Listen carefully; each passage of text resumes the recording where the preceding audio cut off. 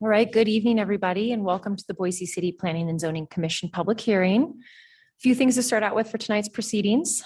Everyone from the public entering the hearing virtually has been automatically muted and cannot speak. As the item you're interested in comes up for discussion, you'll be called upon and unmuted. There is a chat function in Zoom. This is not part of the record and should only be used if technical difficulties arise. Our procedures for public hearing begin with a presentation from the planning team, then we'll go to the applicant and then the representative of the Registered Neighborhood Association, followed by questions from the commission. After that, we proceed to public testimony, starting with those who are in person, then those who signed up on the sign-up sheet in advance, and then anyone else who raises their hand virtually. If you are attending through your telephone, you can type in *9 to raise your hand. Each member of the public is allowed up to 3 minutes for testimony. We are strict with this time as it is limited in code. Finally, the applicant is allowed 5 minutes for rebuttal, after which the hearing will be closed and the commission will deliberate and render a decision. Mr. Chair, you have the floor. Thank you, Crystal. Good evening, everybody. And welcome to our regularly scheduled meeting of the Boise City Planning and Zoning Commission. We are citizen volunteers appointed by the mayor and approved by City Council. We make final decisions on conditional use permits, variances, and appeals, and recommendations to City Council on subdivisions, rezones, annexations, and plan or code amendments. Any decision made tonight may be appealed to the City Council, provided that the appeal is filed within 10 days of this hearing. In order to file an appeal, you must have given written or oral testimony at tonight's meeting. That's why it's important to give your name and address when you testify tonight. We utilize a consent agenda. This means that if the applicant agrees with the staff report and if there is no public opposition, the item will be placed on the consent agenda. All items placed on the consent agenda are approved with one motion without further public comment. For items not on the consent agenda, we will hold a full public hearing. We will begin by hearing from city staff, then the applicant, and then questions from the commission. Public testimony begins with a representative of the Registered Neighborhood Association. After that, we proceed to public testimony, starting with those on the sign-up sheet. Each member of the public is allowed up to 3 minutes to testify. We are strict with this time as it's limited within city code. After we work through the sign-up sheets, we will open the testimony to anybody else who wishes to speak. Then the applicant is allowed 5 minutes for rebuttal, after which the hearing will be closed and the commission will render a decision. Thank you all for attending tonight. Will the clerk please call the roll? Here. Schaefer. Here. Squires. Blanchard. Here. Moore. Here. Gillespie. Here. Benfrock. Here. Danley. Mooney. Here. 7 present, 2 absent. Okay, thank you. All right. I think we'll start out today with our Crystal's hiding back there. I didn't see you. Start with some deferrals. We have a pretty full agenda this evening. We do have some deferrals. We'll start there, and then we'll move on to building our consent agenda, and then in the new business items. So our first deferral is item number 3. This is PUD 23-8 Walsh Homes. This was deferred previously from our June 5th meeting. The applicant is requesting deferral to our August 14th meeting. The project address is 3712 North Patricia Lane. It's a modification to a conditional use permit for a planned residential development to add a multifamily unit on 0.65 acres in an R1C zone. Again, this applicant is requesting deferral to August 14th. Mr. Chair, Yeah, Crystal, please. just one point of order. They're not requesting, they did not post the site. Sorry. Correct. So it was not posted, so we are deferring the item to August 14th. Thank you, Crystal, for the clarification. Same is true for item number 4. This is CAR 23-10 and PUD 23-11 Boise River Builders. Project address is 1200 and 1208 South Leadville Avenue.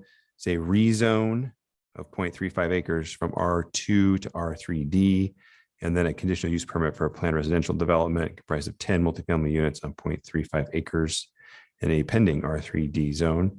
Again, this falls into the same category as the previous item. We will be deferring this item to August 14th. And last but not least on this deferral list is item number 11. Is that right? What's that? Five, we can open it. Yeah.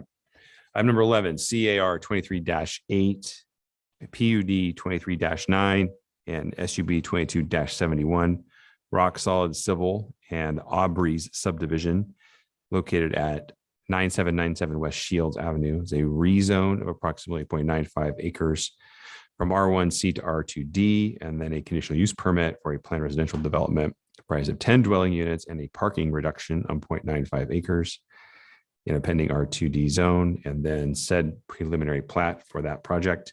This item is being deferred to August 7th. Very good. So those three deferrals are, and then we got to go back to 5, correct? So one more deferral is item number 5. This is CAR 23-9 and PUD 23-10, Rodney Evans and Partners LLC. Project address is 11880 West Overland Road. This is a rezone of approximately 3.5 acres from R1A to R3D and a conditional use permit for a planned residential development comprised of 138 multifamily units on 3.5 acres in a pending R3D zone. And the applicant is requesting deferral of this item to August 14th. Is there anyone in the audience tonight that would like to testify in opposition to this item that cannot attend the meeting on August 14th? Mr. Chair, Commissioner Stead. I move that we defer project number 5, CR 23-9 to August 14th. Mr. Chairman, Commissioner Gillespie. can I make a substitute motion?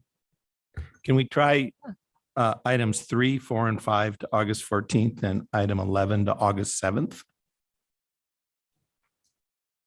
We have 4 deferrals. Yeah, 4 deferrals, 3 going to I think August we have to 14th. move on Oh, all I have a of them. point of clarification then. Do we have to make a motion on the ones that are forced to defer? No, we just have to do, we only have to motion on number Ooh. 5. So we only have to make a motion on Okay. the one. I second the motion to defer item 5 to August 14th. Very good. So I have a motion and a second to defer item 5 to August 14th. Any further discussion? Okay, very good. Will the clerk please call the roll? Stead. Aye. Squires. Oops. Schaefer, Aye. Blanchard. Aye. Moore. Aye. Gillespie. Aye. Finbrock. Aye. Mooney. Aye. All in favor, motion carries. Very good. Okay, so thank you. We'll go ahead and move on from deferrals now and build our consent agenda. We have a couple items eligible for consent. Without objection, I will place the minutes from our June 5th meeting of this year on the consent agenda. And then the next item eligible for consent is item number 1 tonight. That's CUP 2316 and CVA 23-5, Boise City Parks and Recreation at 8350 West Goddard Road. This is a conditional use permit for a park on 0.98 acres in an R1C zone. There's also a variance to encroach into the front and rear setbacks included in this application. And is the applicant present tonight? Very good. And are you in agreement with the terms and conditions of the staff report? Okay, let the record show that the applicant is present and in agreement with the staff report. And is there anyone in attendance this evening hoping to testify in opposition to this item? Very good. Thank you. We'll go ahead and place item number 1 on the consent agenda. And I believe we have one more eligible for consent, and that is item number 8. PUD 23-16 and SUB 23-13. The applicant is Rodney Evans and Partners. Project is Danish Flats subdivision.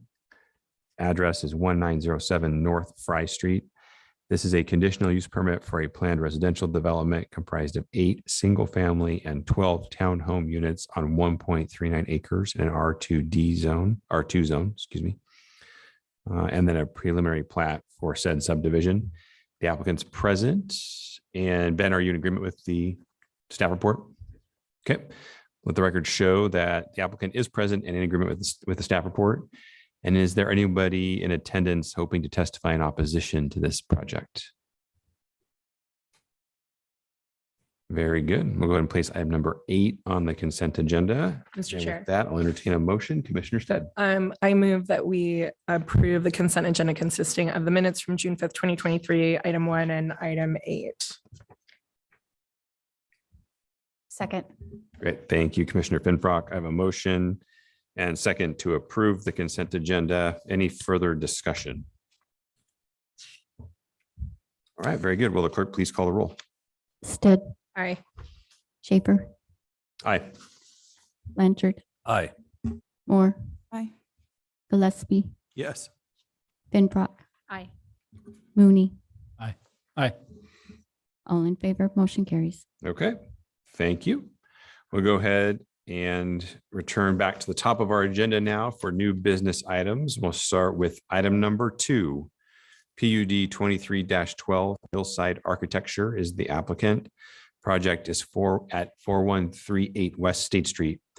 This is a conditional use permit for a planned mixed-use development comprised of 33 multifamily units and some commercial on 0.92 acres in a C2D zone. First, we're going to hear from staff. Crystal Rain. Thank you, Mr. Chair, members of the commission. The item before you is a conditional use permit for a planned residential and mixed-use development comprised of 33 multifamily units and commercial uses on 0.92 acres. The applicant's proposal includes 2 4-story buildings at the southern edge of the property adjacent to the State Street frontage road. The proposed buildings will have a maximum height of 45 feet, meeting the requirements of the zone. The western building includes 3 903 square foot ground level retail commercial spaces with 10 studio and 3 1-bedroom residential units above. The ground floor tenant spaces are envisioned for small businesses such as coffee shops, boutiques, bike repair, small bistro, or professional services. The building to the east is comprised solely of residential multifamily with 21 bedroom units. Required amenities have been provided as well as a 12-foot multi-use pathway adjacent to the frontage road. The project is on an existing bus line and near Willow Lane Park. The planning team has received public testimony from the neighborhood citing the concerns listed here. As outlined in the late correspondence memo, the proposal meets the parking requirements of the code. A condition of approval requires additional review of tree mitigation. A complete submittal was received, and the project generally meets the requirements of the development code and underlying zone. As such, the planning team proposes no changes to the original recommendation. Finally, the planning team did receive additional information from ACHD after the late correspondence memo was packaged. Based on this new information, the planning team recommends a change to condition 2, striking the sentence seen on the screen, as no irrigation is allowed in the right of way. With this modification and the other recommended conditions, the proposed development is in compliance with the comprehensive plan, and the planning team finds the request to be consistent with the required findings and standards for approval. As such, the planning team recommends the application be approved with conditions. Thank you, and I'll be happy to answer any questions you might have. Okay, thank you, Crystal. Next, we'll hear from the applicant.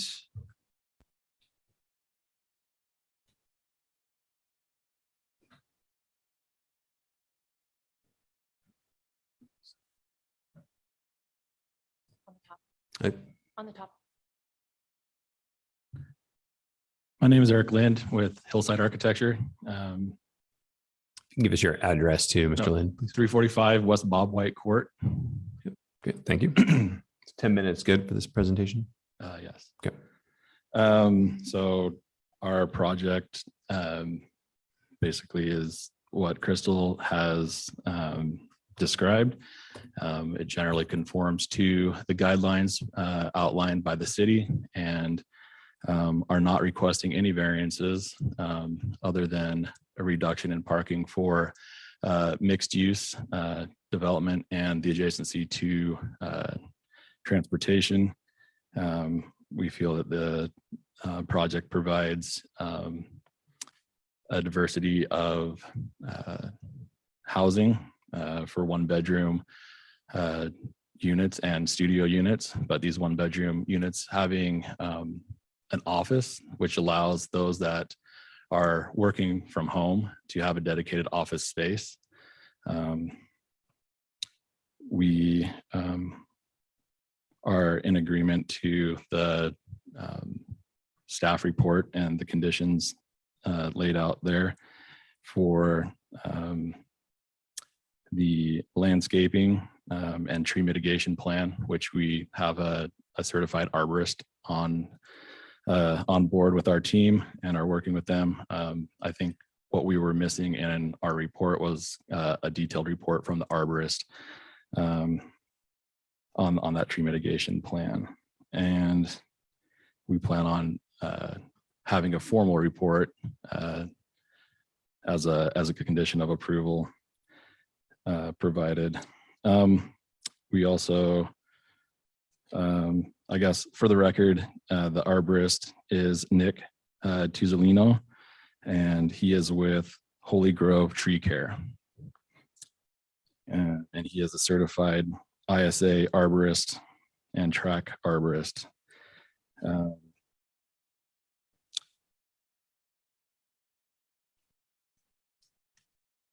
We are also providing the required parking per the city guidelines for the number of units that are being proposed, and feel like we meet those guidelines with that parking reduction, and feel like this project fits in with the overall future development of the State Street corridor, being a gateway corridor, and feel like it can complement the neighborhood. That's my presentation. Okay, thank you, Mr. Lynn. Next, we'll check in to see if we have anyone from Veterans Park Neighborhood Association with us. Katie online. Okay. All right, doesn't look like we have anyone from Veterans Park Neighborhood Association, so we'll go ahead and open this up for any questions by the commission to staff or the applicant.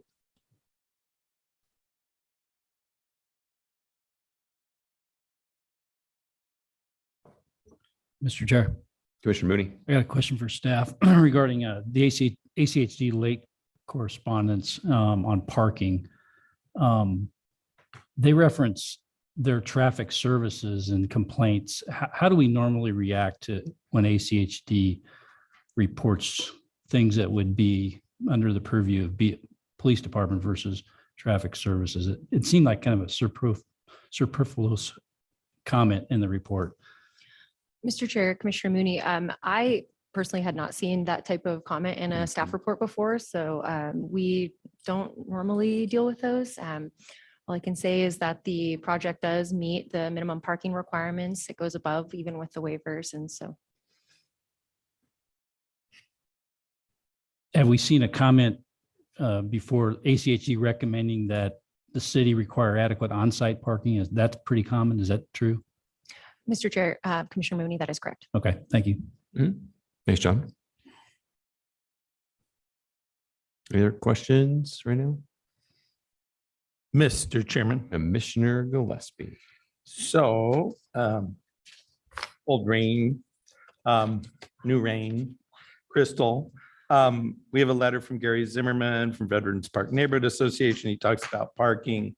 I agree with the city's position on Mr. Zimmerman's comments on parking. He does, however, also raise some issues related to the tree canopy.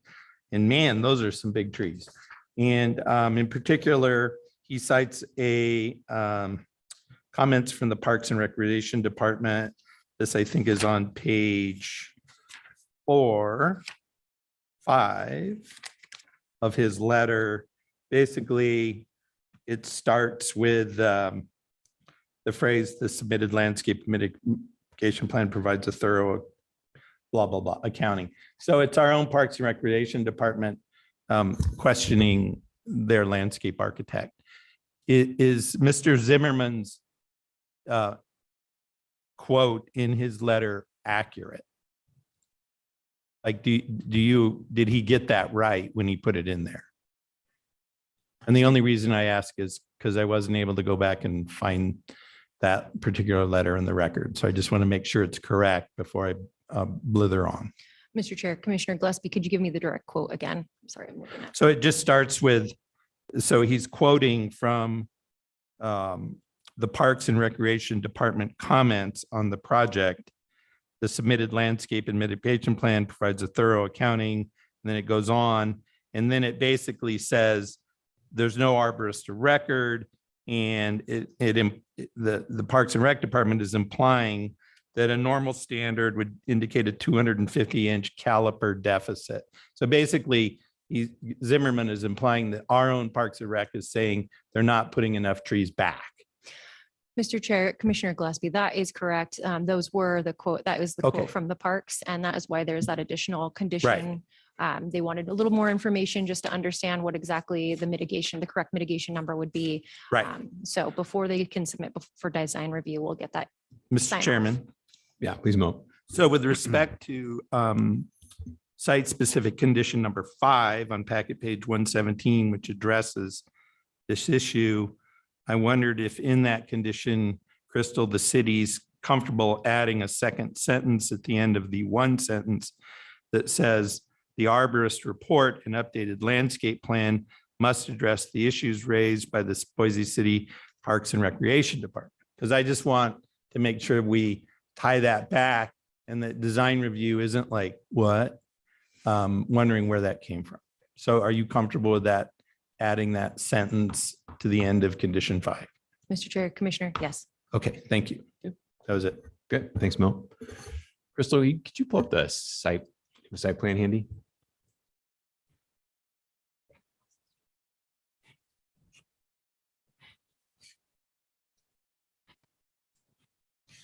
Great.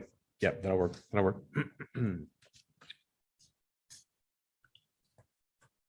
So Crystal, a couple questions for you on the pathway, which common to see a 12-foot pathway on State Street standard for basically every project we see these days. So essentially, as it's written right now, the pathway is going to, we're gonna have 2 feet in the right of way, 10 feet towards the improvements. Generally correct, right? So the pathway they show in the plan right now is at 6 feet. Is that right? Mr. Chair, that is correct. All right. So This was not the been- curb line essentially is going to remain where it is as proposed. And then we're going to reduce the quote unquote landscape area between curb line and the pathway as shown on this plan. Mr. Chair, that is correct. Okay, great. And I assume there are no trees provided there just due to a lack of width in that situation. Mr. Chair, that is correct. Okay, very good. And hence that was my next question, is why there will be no irrigation, but now it's all kind of coming together for me. Okay. And then while we're on the topic, then Mr. Lind, if you wouldn't mind coming back up here to the podium. I just want to make sure that you understand that condition, that you guys understand that, and you're going to Right. comply, and there's no issue there on your side. Yeah, we understand the sidewalk condition. Okay, very good. Actually, Crystal, if you don't mind real quick throwing that back up. The other question I have for you, Mr. Lind, there's just, this is kind of just an observation. There's an awful lot of hardscape between the buildings. And I was just kind of curious as to why, and maybe you will resolve this or refine this when you get into design review, but I just kind of want to get a little bit of information from you or your take on why there's just so much sidewalk, concrete, and hardscape kind of between the two buildings. Partially due to site constraints. Those buildings are kind of shoehorned into this site. There isn't room to really reduce the depth of the western building as it's at the 30-foot minimum depth requirement for commercial. As far as the space in between, trying to create a kind of plaza space where you have maybe some seating for that bistro aspect of it, or some other kind of grab and go food option. but then also kind of trying to energize that space a little bit with an outdoor ping pong table for public use for that commercial aspect, but also for the residents. We tried to create a little bit of design with the variation in paving through that plaza, whether it's a little bit of difference of texture and color, creating a pattern, but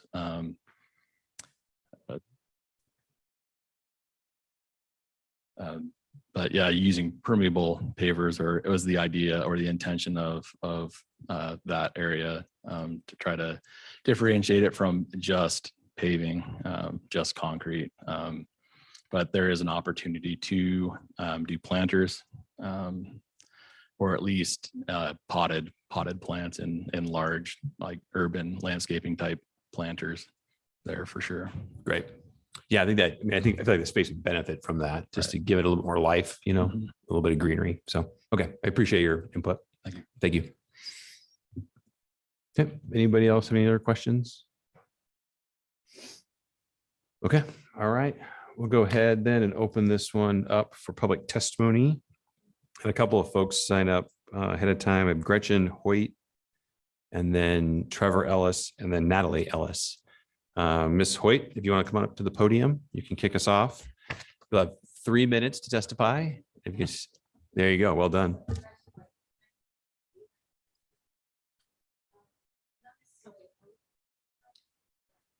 Mr. Chair, I think Sorry. the microphone is Hang on. on, I is it think you can- microphone? We can hear you, but no one else can. Is that better? There you go. Yeah, Okay. thank you. Gretchen Hoyt, 891 North Lander Street. I'm not necessarily opposed to this project, like I was to Interfaith Alliance, the low barrier part. But at this point, I have some major traffic concerns. I live on Lander Street, and when entering State Street from Fargo, because sometimes I go off to Fargo to the west because you can't get out next to the lift anymore. It's already extremely dangerous. The State Street traffic is extremely heavy and rarely going the posted 35 miles an hour speed. If trying to turn westbound onto State, even the center lane is now risky. Since the opening of the Human Bean Coffee Shop at 4213 State Street, drivers headed west towards Star often drift into that center lane to go for coffee. And I would estimate personally that only 50% of the time are they signaling. So I'm pulling onto State, trying to turn left west, and people are pulling into that center lane while they're also headed west at a high rate of speed. Now I'm halfway out into the eastbound traffic, and I can't go anywhere because I can't get to the center lane because people are pulling into it. So I've not been in an accident yet, but it's only a matter of time. I've resorted to, and I hope I don't get a ticket for this, going through the parking lot at the lift to try to get out because those side streets are so tight. Adding to the sheer number of cars, the proposed Interfaith Alliance and the Arthur Street Apartments is going to increase the traffic there. I spoke with ACHD. The Collister Willow Lane Veterans Corridor is up for retiming at some point soon. They have hired the people to do so, but they had no solid timeline when that will be done. And when it is actually done, that gap spacing between red lights on Collister, Willow Lane, and Veterans are going to be in favor of the State Street traffic. So that gap that we have to get out is going to be even smaller. For the north side of State Street, if you come down, if you're headed south on Fargo, you can jump on that frontage road now. But my understanding is, you can get on that frontage road. So Fargo, Lander, and the trailer court can then head west and cross at a protected light on Willow to get onto State Street. And from what I understand, that frontage road is going to be dissolved into State Street expansion at some point. ACHD was not able to tell me when that was going to happen. They didn't return my call by the time this testimony was happening. So really, I guess I'm just here. I know you guys are planning and zoning. I don't know what you have to do with the police and traffic, but I'm begging you to drive that corridor at rush hours. Now it's hours. It used to be from 10 to 11, you had a little time. It's just, it's busy all the time. And even in the middle of the night, they're coming out of whatever you call that, not strip joint. They're peeling out of there at 2 and 3 and 4 in the morning. So it's always busy. So that's why I'm here, just to get on the record. Thank you. Thank you, Ms. White. Trevor Ellis.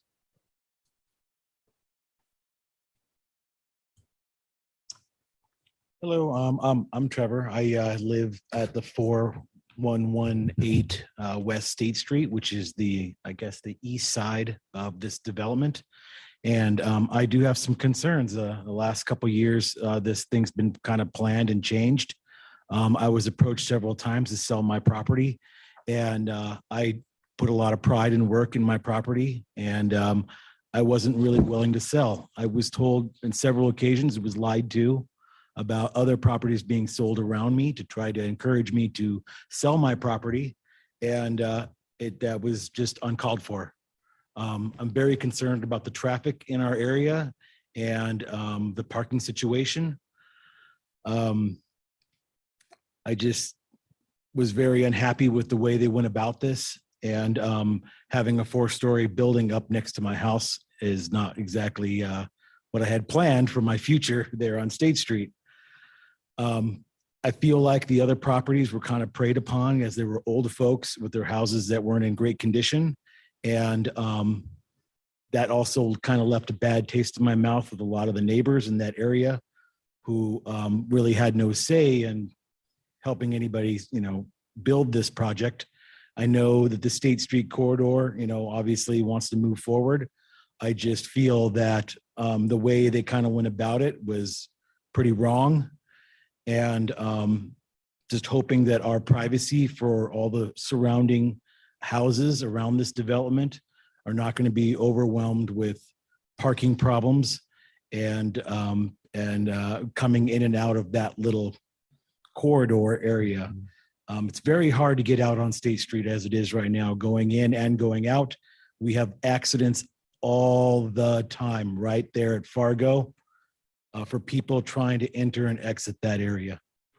So I just wanted to make sure you guys know that that's kind of how it went down and that's what we feel about it. Yep. Thank you. Thank you. And then Natalie Ellis. Hello. I also live at 4118 West State Street. My biggest concern with this development is, like so many have said before, the parking and also the traffic. I grew up in Boise in this neighborhood. I've spent probably 30 years there, leaving just for a few years to go to college. And then I came back to the same neighborhood because I loved it so much. One of the biggest concerns I have is the investors that we spoke with that were trying to purchase our property informed us that they could do this without the parking because they were so close to a bus stop. One thing I know about Boise, being here my whole life, is that also, let me preface this by saying, I've spent about the last 20 years of my career in transportation, in public transportation. And I know wholeheartedly that Boise is not a city that really loves public transportation, and not necessarily the developers or it's the community. It's not a public bus community. The time I was in college, I was in Portland. That was a public bus community. Boise is not there yet. People still think people that ride the bus are taboo, or it's not positively seen, which is unfortunate. It's just the way it is. People love their cars here. So I know that when there's a 33-unit building going in next door, it's going to have vehicles. And even people who may work from home, consequently, I work in administration now. I know that working from home is going down. COVID, it was in and up. People are going back to work statistically. So there's not as many working from home. That's not an argument anymore. People like their cars, especially in this area.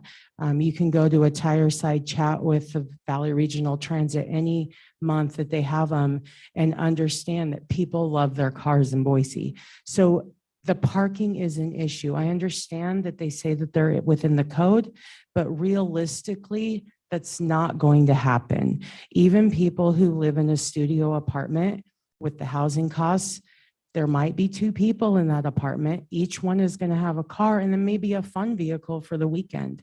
these are realistic problems. It doesn't mean that there's something that shouldn't go in there, but I'm saying that I think 33 units with commercial space below is just too much for less than an acre of land. So thank you for hearing me. Thank you. Okay, that was it for our sign up. Is there anyone else in person here in City Hall that would like to testify on this item? Okay, we saw at least one hand up online. A couple hands up online. Mr. Matthew, can you hear us? Yes, this is Brent Matthew. Thank you for this opportunity, Mr. Chair and Commission.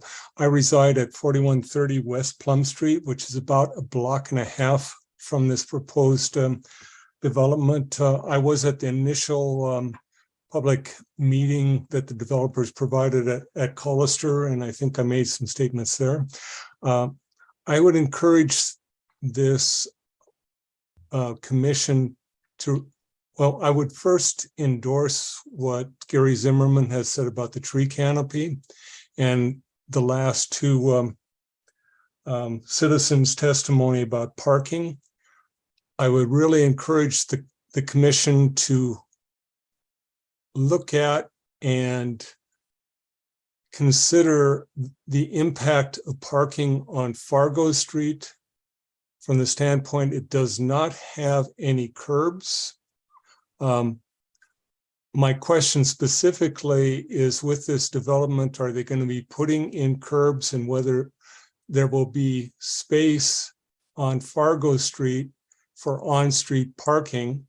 The concern is Fargo is a very narrow street without curbs, and as other of the area citizens have testified, the increased on traffic and the increased parking is going to have an impact on my neighborhood. I'm already having difficulty turning left from Fargo onto State Street. So that's my question. Please look at that. I can't really tell from the site plan whether or not there's going to be parking on Fargo. Thank you. Thank you, Mr. Matthew. And looks like next is Gary Zimmerman. Would I be able to share my screen? Hang on just 1 second, Mr. Zimmerman. We have to do a little tech change on our side. While staff's doing that, can you give us your address for the record, please? Oh.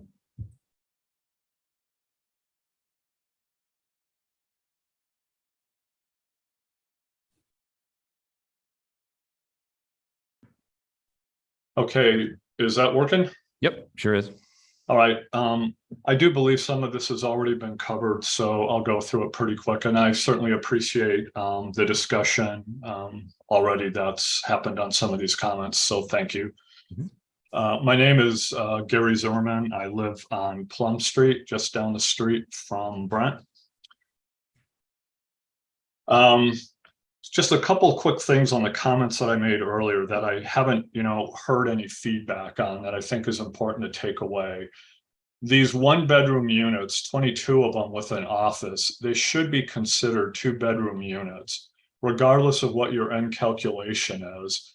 These offices, although they don't have a door, they have an adjacent closet, and almost all of them have a window or balcony or both. They're good size, they're 10 by 12, easy to accommodate a bed. If you look at the picture on the bottom right, that's an Aspen Lofts 2-bedroom condo with a very similar room that's referred to as a bedroom. It has no door, it has an adjacent closet.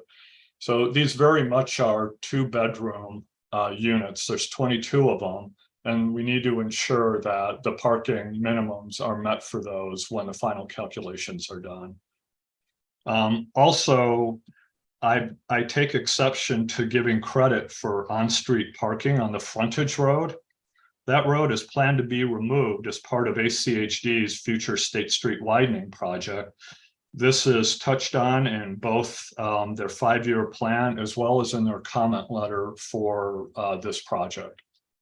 So any credit that's been given for parking on the frontage road needs to be removed, because ultimately that will go away and then there will be insufficient parking beyond what may exist today.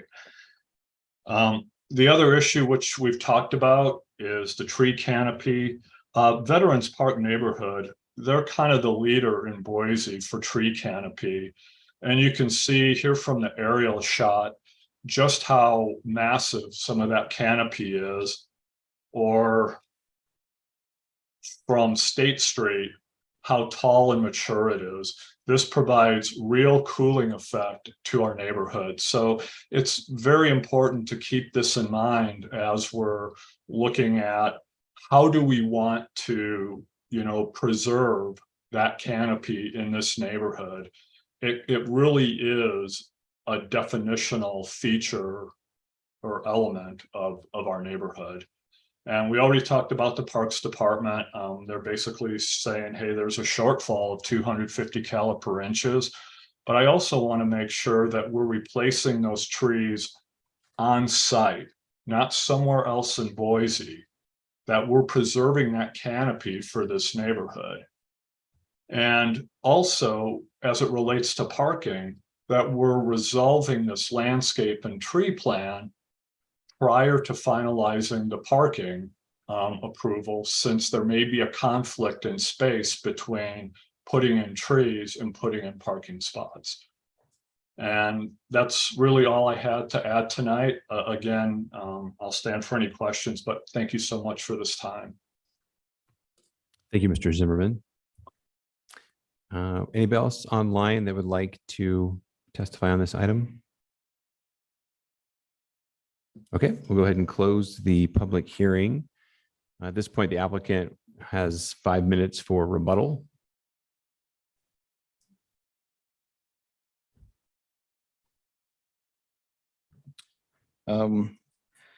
So just want to address some of these concerns and questions. We all know that as Boise grows, that there's going to be growing pains with traffic. And I think part of those growing pains are going to be a need for a change of how we approach our commuting. And I think as these growing pains, increase, that it will drive people to alternative modes of transportation. But I also want to address that these are 1-bedroom apartments, whether or not you could fit more people in them. I don't think that is a fair assessment to incorporate into the parking calculation, because who's to say that you can't have 12 sleeping mats in the living room? And I just don't think that that's a fair assessment. They are intended to be 1-bedroom, and with either a single person or a couple. The demographic that this project is targeting are single people or couples that are young and don't have children yet, and are entrepreneurial in spirit and want to work from home, whether they're doing their own business and need that dedicated space. I think also with the there's to address the on-street parking, we're not proposing any on-street parking, and we're not accounting for that in any of the calculations that we did for the required parking. The fire department has commented that Fargo, because of its narrow design, would not allow parking on either side of Fargo Street. So that would be sign posted with no parking.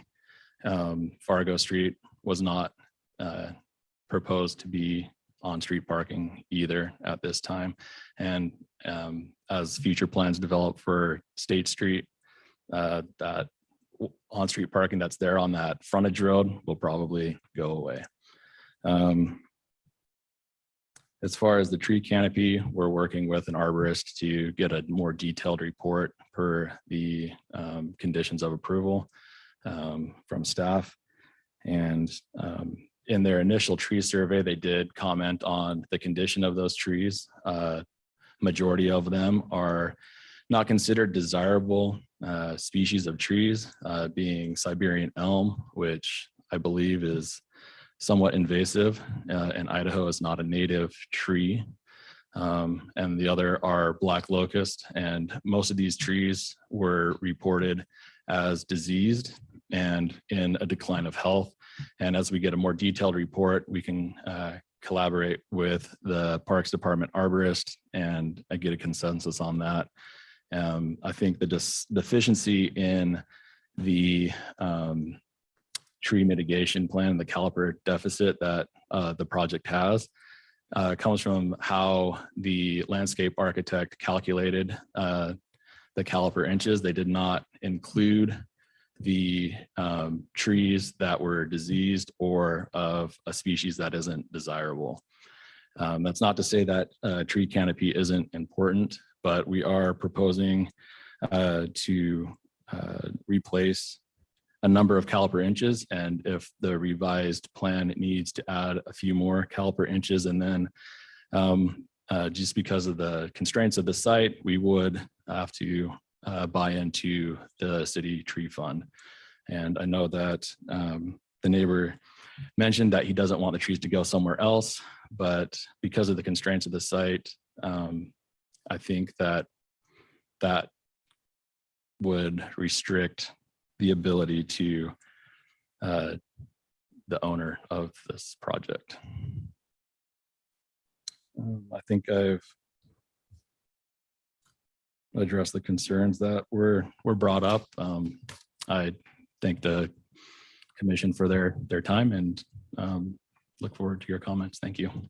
Thank you, Mr. Lind. Okay, go ahead and bring this item back before the commission to render a decision.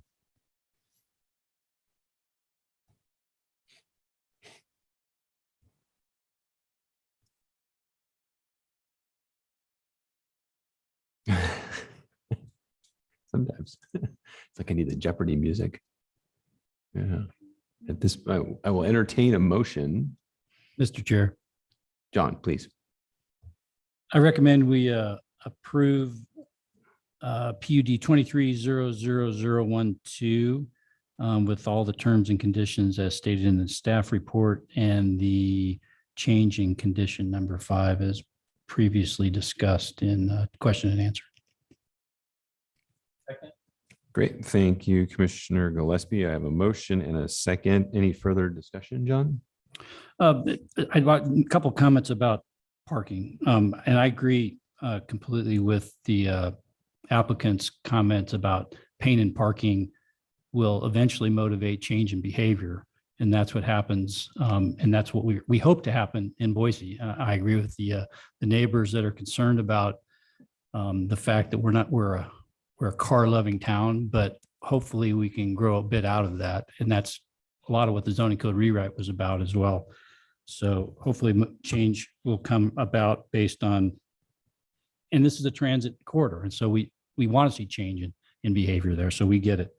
I think the other thing that's missed often with this parking discussion is the cost of parking. If we were to go with Mr. Zimmerman's comments and added 22 additional spots, and the other ones, we're talking about a price tag of $250,000, probably $10,000 per parking spot for a surface parking. And that's not going to be paid by the developer. It's going to be paid by our new neighbors living in these new units because their housing cost is going to go up. So I think that's important to keep emphasizing. And then lastly, the tree mitigation. Yeah, if the site is constrained, then we're left with a decision between cars or trees. And so it sounds like Mr. Zimmerman wants cars there, but he also wants all of it. And I don't think that's fair. I think there's got to be an in between there. Mr. Chairman, Thanks, John. Commissioner Gillespie. Yeah, I'll just read into the record that new sentence at the end of site-specific condition number 5. A new sentence would read, quote, "The arborist report and updated landscape plan must address the issues raised by the Boise City Parks and Recreation Department." Please. So I agree with Commissioner John. I would even take a slightly narrower point of view. The city council has spent a huge amount of time, and we have an enormous amount of very complicated code that deals with parking and multifamily development and transit supported development. And we've created all these mechanisms to find out what the parking number is at sites like this. So when you do all the math, go through all the policy, this proposal complies with what the city council wants to do. So the policy decision has been made. And right now it's the job of this commission at this hearing to implement that policy.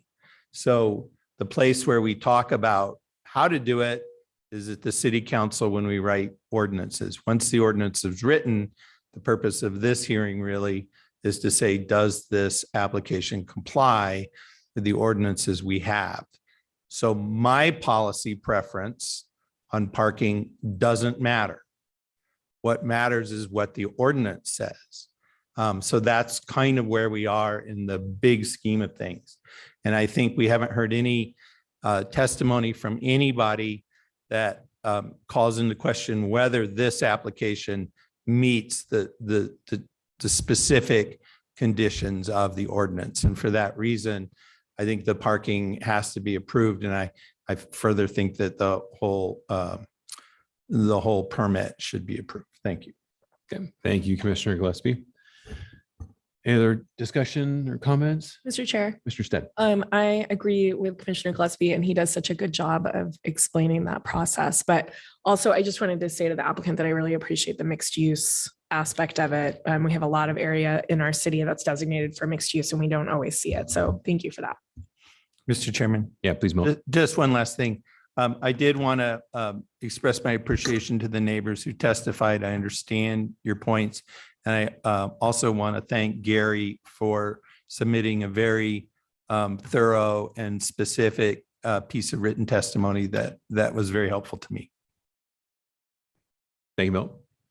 Yeah, I'll piggyback on the comments and just encourage you all that have concerns about this application. First of all, thank you for coming and expressing your concerns. You have another opportunity. This will continue. This project will continue through the process. The next step being a design review, where the applicant will be layering in more detail to the drawings, responding to the comments and the conditions that we place on the project here tonight. So I would encourage you all to continue to express your concerns, and through that process, ideally these projects get better, right? That's kind of the idea. But I also agree with Commissioner Gillespie's summary that our job here is to make sure that we're permitting projects that are meeting the code requirements, and this project does that. And I think this is a great example of what the city envisions for State Street in the future, right? In the next 60, 80 years, right? As Boise continues to grow. Okay, so with that, I think we have our motion to approve. The motion was by Commissioner Mooney with the second by Commissioner Gillespie. We had the one change, one addition to condition number 5. We're all good on that, staff? Okay. All right, with that, we'll go ahead and call the roll. Stead, Aye. Schaefer, Yes. Blanchard, Aye. Moore. Aye. Gillespie, Yes. Mooney, Aye. all in favor. Motion carries. Oops. Van Brock. Aye.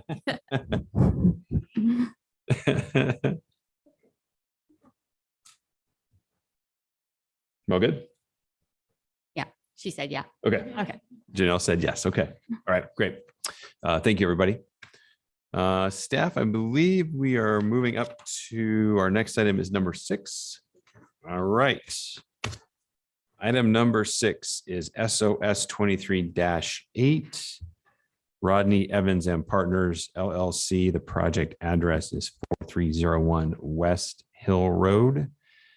This is a waiver request to the subdivision ordinance requirement to construct curb, gutter, and sidewalk as part of a minor land division on 1.37 acres in R1C zone. First, we're going to hear from staff, Mr. David Mosher. Thank you. Mr. Chair, members of the commission. The applicant is requesting a waiver to the subdivision ordinance requirement to construct curb gutter sidewalk as part of a minor land division located at 4301 West Hill Road on 1.73 acres in R1C zone. As you can see from the aerial photograph, the property is located along Hill Road and within a residential neighborhood. The site is also about a half a mile to the southeast from a neighborhood activity center located at the intersection of 36 and Hill Road. A minor land division was approved for the property. The approval was to split the property into two parcels which required construction of street improvements along Hill and Edward Street.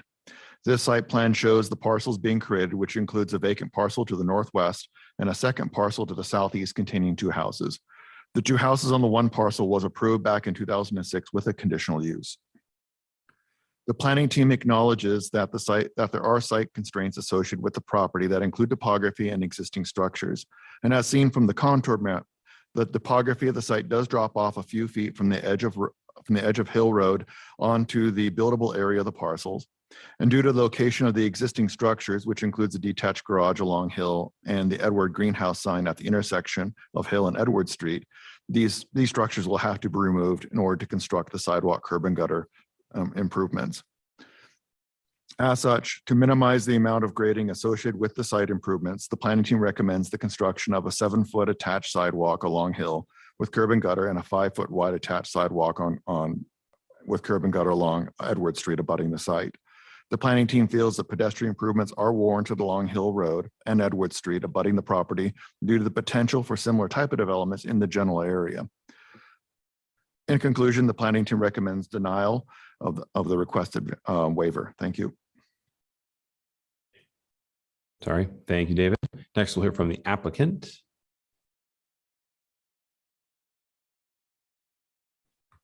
Mr. Chair, members of the commission, Ben Semple with Rodney Evans and Partners, 1450 West Bannock Street, Boise 83702. I want to thank David and the staff for their report on this. I know that requesting sidewalk waivers is typically not a very popular subject. But in this case, we do feel like we have some exceptional circumstances. The staff did mention those in the report. I thought I brought my thumb drive and didn't make it in my pocket, but I was able to email those over. So Crystal was going to pull those up for me. Really what the crux of our argument here is that, the site along Hill Road and Edward Street does have some pretty substantial topographic constraints. When we look at this, this is the picture looking sort of southwest at the intersection. You see the Edwards Greenhouse sign. The buildings that you see there are remaining. There's no redevelopment proposed on this site. Really what the property owner's intent was to split off a vacant portion. It kind of has a little hobby farm on it right now for sale. Actually, the individual that's looking to purchase that piece of property is here tonight to kind of talk about some of what he may be open to discussing. But as I put in my narrative, it really will impact pretty much all of the landscaping and fencing along the Hill Road frontage, as well as some of the fencing, this wrought iron fence that the homeowner has installed along Edwards. There's a Jersey barrier. If you kind of scroll through some of these pictures, this is sort of on the west end of that site. So these Jersey barriers right here, ACHD installed those a little while ago due to some winter plowing that they did on Hill Road. It pushed snow and ice on top of another parking structure that was on the site, which completely destroyed it. And the homeowner had to tear that down. So ACHD's fix was to put these Jersey barriers in here. There's approximately a 6-foot drop from the edge of this pavement down to the site. So if you tack on even attached sidewalk here, we're looking at potential of a 6-foot retaining wall, which then of course per code would need a safety railing on top of it. All of this, what it comes down to is that, this homeowner is looking to sell off a portion of, effectively half of his site. And then the condition would require him to install approximately 700 linear feet of curb gutter and sidewalk along Hill Road and Edwards, along with the associated drainage facilities that come with all of that ACHD improvement. There are also 4 power poles that would have to be relocated. There are also no adjacent sidewalks on Hill Road or Edwards Street. Hill Road, 0.41 miles to the dog bone where the sidewalk is, 0.43 miles to Collister where sidewalk exists on Hill Road. Let's see, Edwards Street also, the map, it's a little hard to see on that map that got brought up, but Edwards loops down, turns east, turns back into Tamarack, goes right back to Hill Road, doesn't connect to any other streets. There's a couple cul-de-sacs that come off of Edwards, I believe. So the opportunity for connectivity, I appreciate. I don't see a lot of connectivity here, specifically because across the street is a commercial property and 3 or 4 single-family residences that also don't have sidewalk along Hill Road. So that seems to be a little bit of a, I don't know, a spot where this amount of sidewalk really wouldn't accommodate connectivity at this point. I do appreciate that if things redeveloped along here, that sidewalk would be nice. If the pieces of property do redevelop, and this is, I think, one of the points that the person looking to purchase the property was going to make, is that, he's open to looking at sidewalk along the portion of the vacant property that would be created with this minor land division. I know that's not the portion of what the code says. That's why we're here requesting the waiver, though. I would stand for additional questions. But I can also have the property purchaser, potential purchaser come up too. Yeah, why don't we have Ben, why don't we have him come up now, and then we're going to check in, see if we have anybody from the neighborhood association, then we'll do questions. Great, Okay. thanks. Yeah.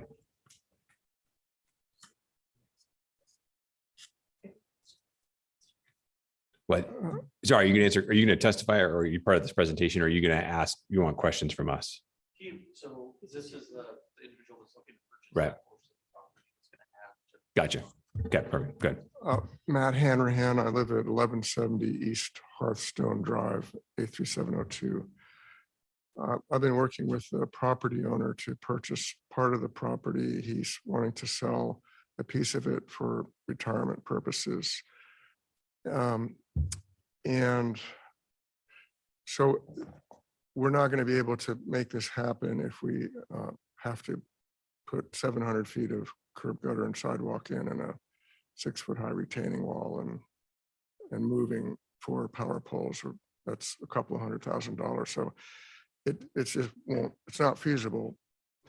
And if that's the case, it won't be developed for possibly 30, 40 years when the property owner passes it on through his estate, and possibly his children will want to sell it to a developer. So I'm thinking that if the commission would approve this with the condition that we put in a sidewalk, curb and gutter on the new, in front of the new parcel that's created, which would be 300 feet, that's a viable option for this project, this deal to go through. But I'm quite certain that the property owner is not going to tear down his existing garage in order to sell off this other piece of land. If he does that, he'll have no garage because he won't be able to rebuild a garage on the site due to the setbacks.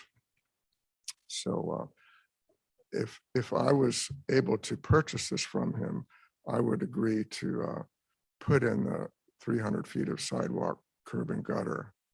That's what I wanted to pass on to the commission.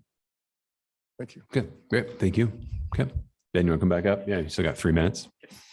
Yeah, just real quick to add, along that portion of property, there's also, because there's no structures, there's limited vegetation other than some old junipers there. It allows more space to grade out that area, which theoretically could accommodate detached sidewalk along that portion of Hill Road, which I used to live off a hill. I've ridden my bike up and down there. If I was walking down Hill Road, I don't know if I'd want to be on an attached sidewalk there. I feel like detached would be better. Obviously, a detached sidewalk along the existing home area would be even more devastating to the rest of the stuff there that he has improved. So that's all that I wanted to add additionally. And we would stand for any questions. Okay, great. Thank you, Ben. Thank First, we're going to check in with the neighborhood.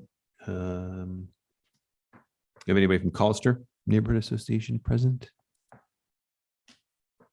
Okay, all right. So we'll go ahead and open it up for questions.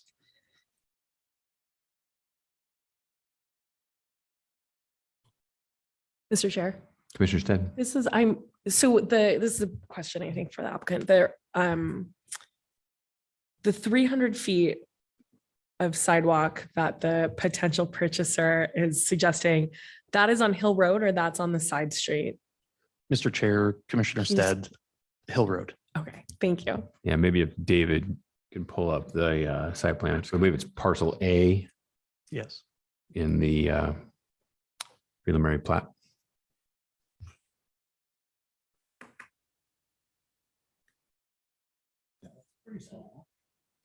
Yeah, I see. There you go. So that parcel A, yeah, western half, northwestern half. Yeah. And there's no street on the northwest bit. That's not a street. No, it is not. There's a driveway there. Yeah. No lot there. Mhm.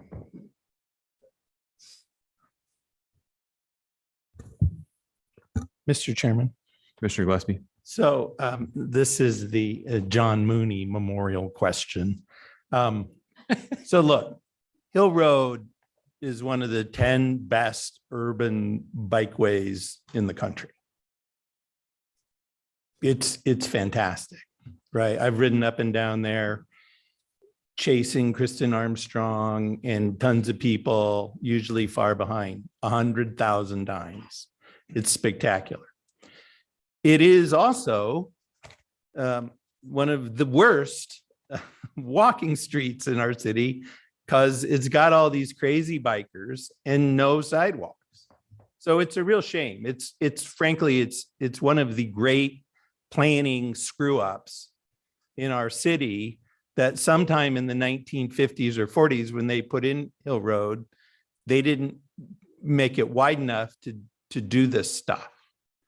So what is the, the urban pathway plan, or is there any like thinking about this giant screw up and how we fix it in terms of, is it part of any planning other than it's just, one of America's great urban bikeways?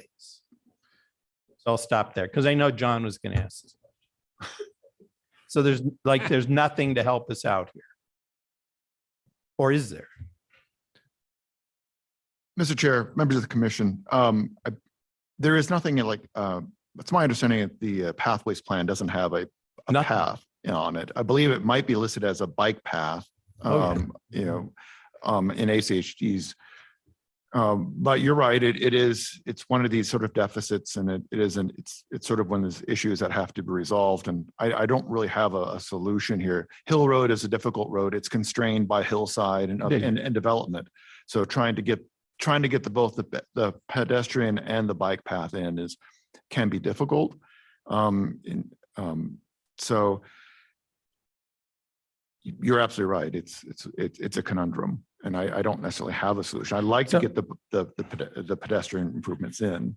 So, Mr. Chairman, so as a practical matter, right, if you were gonna put in a sidewalk on just one side, you'd put it on the north side, on the uphill side, right? Because it'd be less, I think, along the whole length of it, I think it'd be cheaper than having to put in routine, because this problem exists on the south side for a ways, right? Both ways.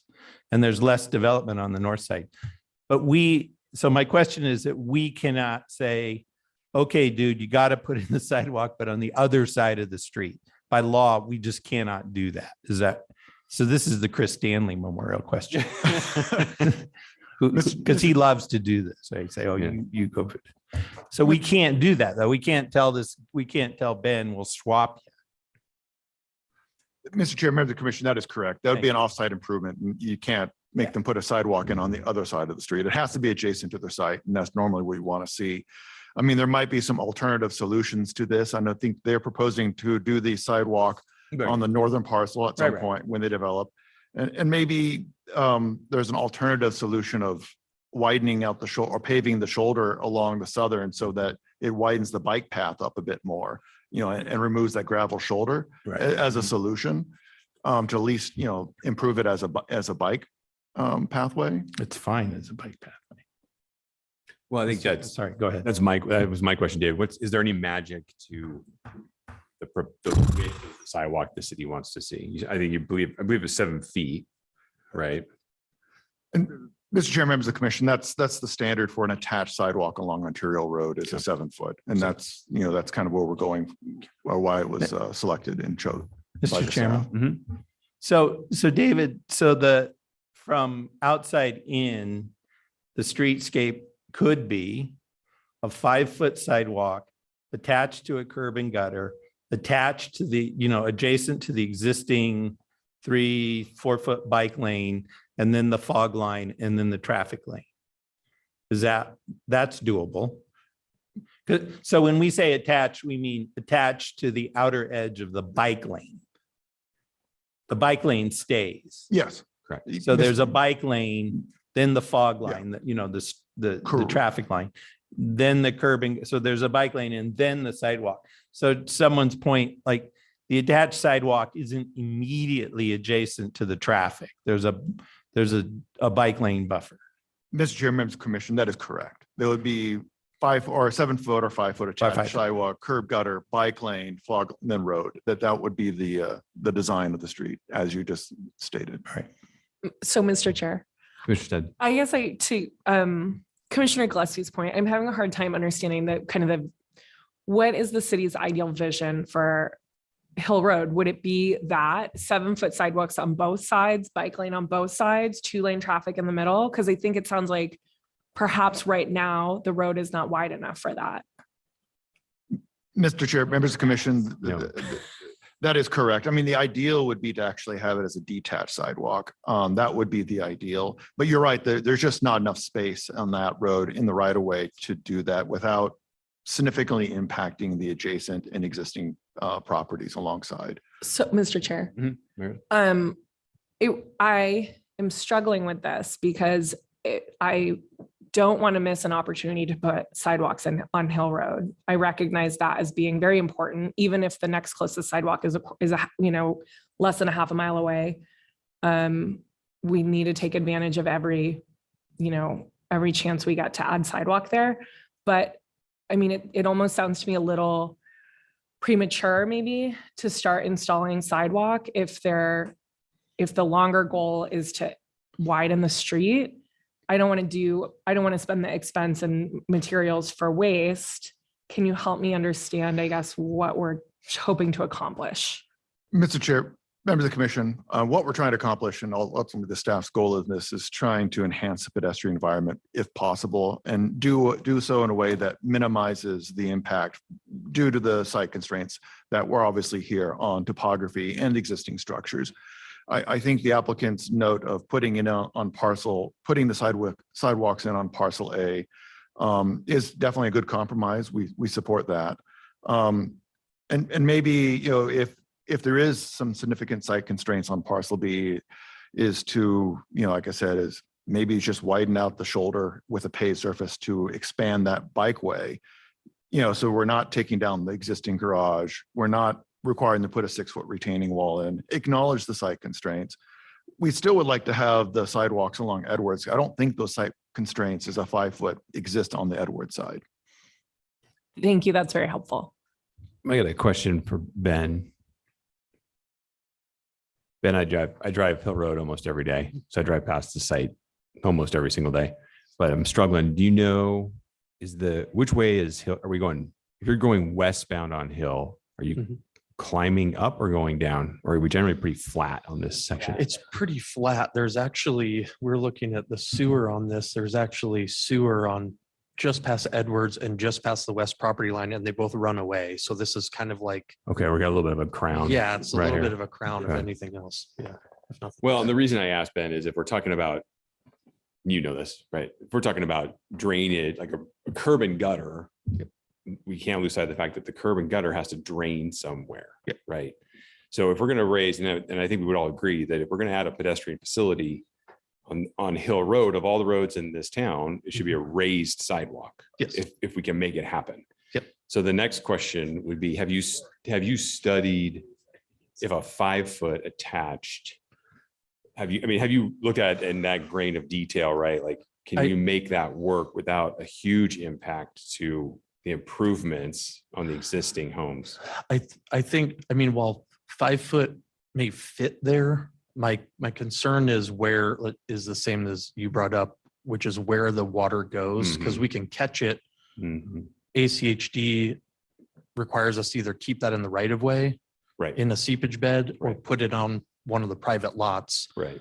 The one on, with all of the improvements on it, there's limited space for that, which is why we were looking at, I think that we could potentially kick it back to the west with a little bit of grading. You think we on that potentially and catch it at the property line?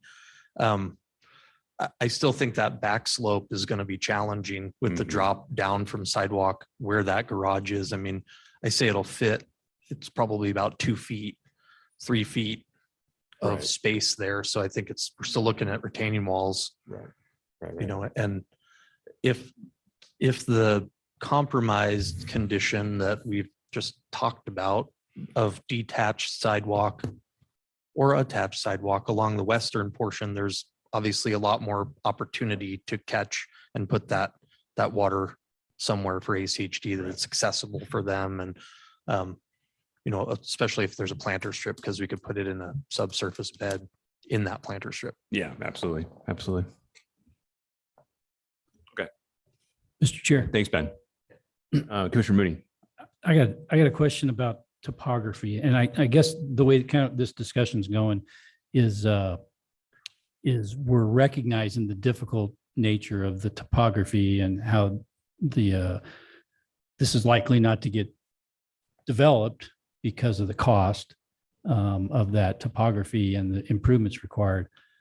So my question, I guess, to the city is, where do you measure the topography impact? Is it a 6-foot drop off that says, okay, that's too much and we're going to waive this requirement? Or is it a 3-foot drop off, or is it a 2-foot drop off? I think there needs to be some kind of parameters. If it's 20-foot drop off, obviously we would wait for ACHD to improve the road someday and build an elevated cantilever bike lane, right? But this is I'm struggling for some clarity on a line to draw for policy. I believe David, correct me, I believe building code's 30 inches, right? If you drop it more than that, you got to put a railing up. Mr. Chair, members of the commission, I believe that is correct on the railing. And I think if you have a retaining wall 4 feet in height, then it has to be engineered at that point too. So maybe if you're looking for, because it's actually retaining and holding back the surcharge. I think if you're trying to figure out a place to sort of draw the line, maybe a 4-foot might be doing it just because of the engineering involved at that point. We have the applicant sound off a little bit here. Just real quick. So, Mr. Chair and members of the commission, the code in the front setback, retaining walls have to be 3 feet or less, or else they require variance.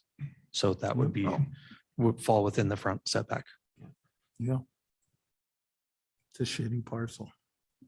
Yeah, the unfortunate part here is we're dealing with the garage is a non-conforming use, which is it's a big piece of what's driving this conversation, right? Unfortunately. I guess that's my other question that I wrote down real quick, Mel, was, David, what was the CUP in 2006? Mr. Chair, members of the commission, the conditional use in 2006 was to allow 2 houses on 1 parcel. Oh, okay. Gotcha. Go. Mr. Chairman. No. So to answer Commissioner John's question, we have as much guidance on the things you were asking as we do on any variance, which is basically, unusual conditions or a funny shape that would result in substantial hardship or inequity. et cetera, et cetera. So there's no, it's like a variance. Mr. Chairman, I think we're sort of verging into deliberation. Yeah, we are. That's So I true. would That's true. suggest Maybe let's get the public testimony done and the record closed. And then That's fair. That's fair. about it. I was gone last month, so I'm a little rusty. Yeah, you're doing okay. Okay, thank you. Thank you. Thank you. Appreciate that. Before we do go to any testimony, is there any other final questions for staff or the applicant? Okay, I got Go ahead. one. Mr. Chair. Commissioner I got Moore. one. Yeah. So I think there was a comment that you'd still want the sidewalk on Edward Street, but I'm seeing overhead power lines. Would that not interfere with the overhead power lines over there? Mr. Chair, members of the commission, it wouldn't impact the sidewalk per se. If they had if it was a detached and they're putting a landscape buffer in, then it would dictate the size landscape buffer in the class 1 trees. They might have to move the power lines depending on where the sidewalk goes on Edwards to install it. I don't know where those poles are located. Okay. Looks like they're a footish off property line, maybe. Good, good. Okay, we'll go ahead and open up public testimony. Anybody wishing to testify on this item tonight? Okay, no takers in person. Anybody online hoping to testify on this item? Okay, no takers. All right, Ben, rebuttal time, nothing to rebut. You want to yield that time? Okay, applicant is chosen to yield his rebuttal time back, bring this back before the commission to render a decision or deliberate or entertain a motion. How's everybody feeling? Commissioner Gillespie. I'm not sure if this is an approval or a denial of is this an appeal? What is This this? is a waiver application, A so, waiver. so you're, So here's what I want to try and do, however we need to frame it. 5-foot sidewalks attached, the whole shooting match. All the frontage, both streets. That's my proposal. So I move we approve the waiver because this is a difference from the 7-foot attached Mhm. that the city had proposed, I think. Crystal, are we, You can, is that verbiage correct? We know the direction he wants to go, but Mr. Chair, it would be an approve or a denial of the waiver and a modification to staff's recommendation. recommendations. Okay. I move that we deny the waiver and modify staff's recommendation to require 5 feet attached sidewalks over the whole, over the whole site. Oh, a second. Second. Thank you, Mr. Commissioner Chairman. Scott. Commissioner Gillespie. It's just too important, right? This is a really important piece of the city. We've talked about Hill Road. The economic pressure, i.e. the land value along Hill Road is going to go up and up and up. So the money to do this has to come from somewhere. I wish the city and the various governmental transit funding pots of money could help, but right now we can't do that. And I don't want to get the city in a position where we lose any opportunities along Hill Road to get this done. It's just too important. The policy's clear. And I think it would be wrong for us to miss this opportunity. Good. There you go. Great. Thank you, Milt. Any other discussion? Mr. Chair. Meredith? I'd be curious to hear what the other commissioners think, but it is really hard to think about ignoring the opportunity to add sidewalk to Hill Road. So right now I'm leaning in favor of the motion and certainly seconded it right away just for the conversation. Well, I'll jump in. I agree with the motion. I think the one question I have, for all the reasons stated in all of the discussion, Hill Road's an important road. I think a 5-foot attached is a reasonable concession. I'm thinking of other projects we've recently approved further down Hill Road subdivisions, for example, that are fully detached planter strips, you know, the whole nine, right? Now, site conditions here are much different and, you know, a lot more constraints to work with. I think the one question I'd like to get some clarification from the motioner on is, do we want to give the applicant some leeway to make that sidewalk at grade if need be? So eliminate the curb and gutter. I'm thinking along the eastern portion, or are you trying to stick to the raised sidewalk, which I would agree is the better pedestrian environment. Absolutely, because you've got big groups of bikers whizzing down that thing. Adding a curb, by the way, isn't so great for them. So it's a trade. But until the city and the developer and the landowner comes back with a better idea, you know, I've got the code I have. Yep. And I do think the raised sidewalk is important, or like, what are you really doing? Right. No, so I just want to And I just just, trying to vet and out I'm all the not options. convinced that drainage is an issue. I just don't think it is. Yeah, I think that's where, you know, Ben can study that Yeah, further. The applicant it's can study just- that further and see what's feasible and what expense. I've never been dropped on that particular section. Other section. Gotcha. Okay. All right. Any other discussion, Commissioner Moore? Sure. Yeah.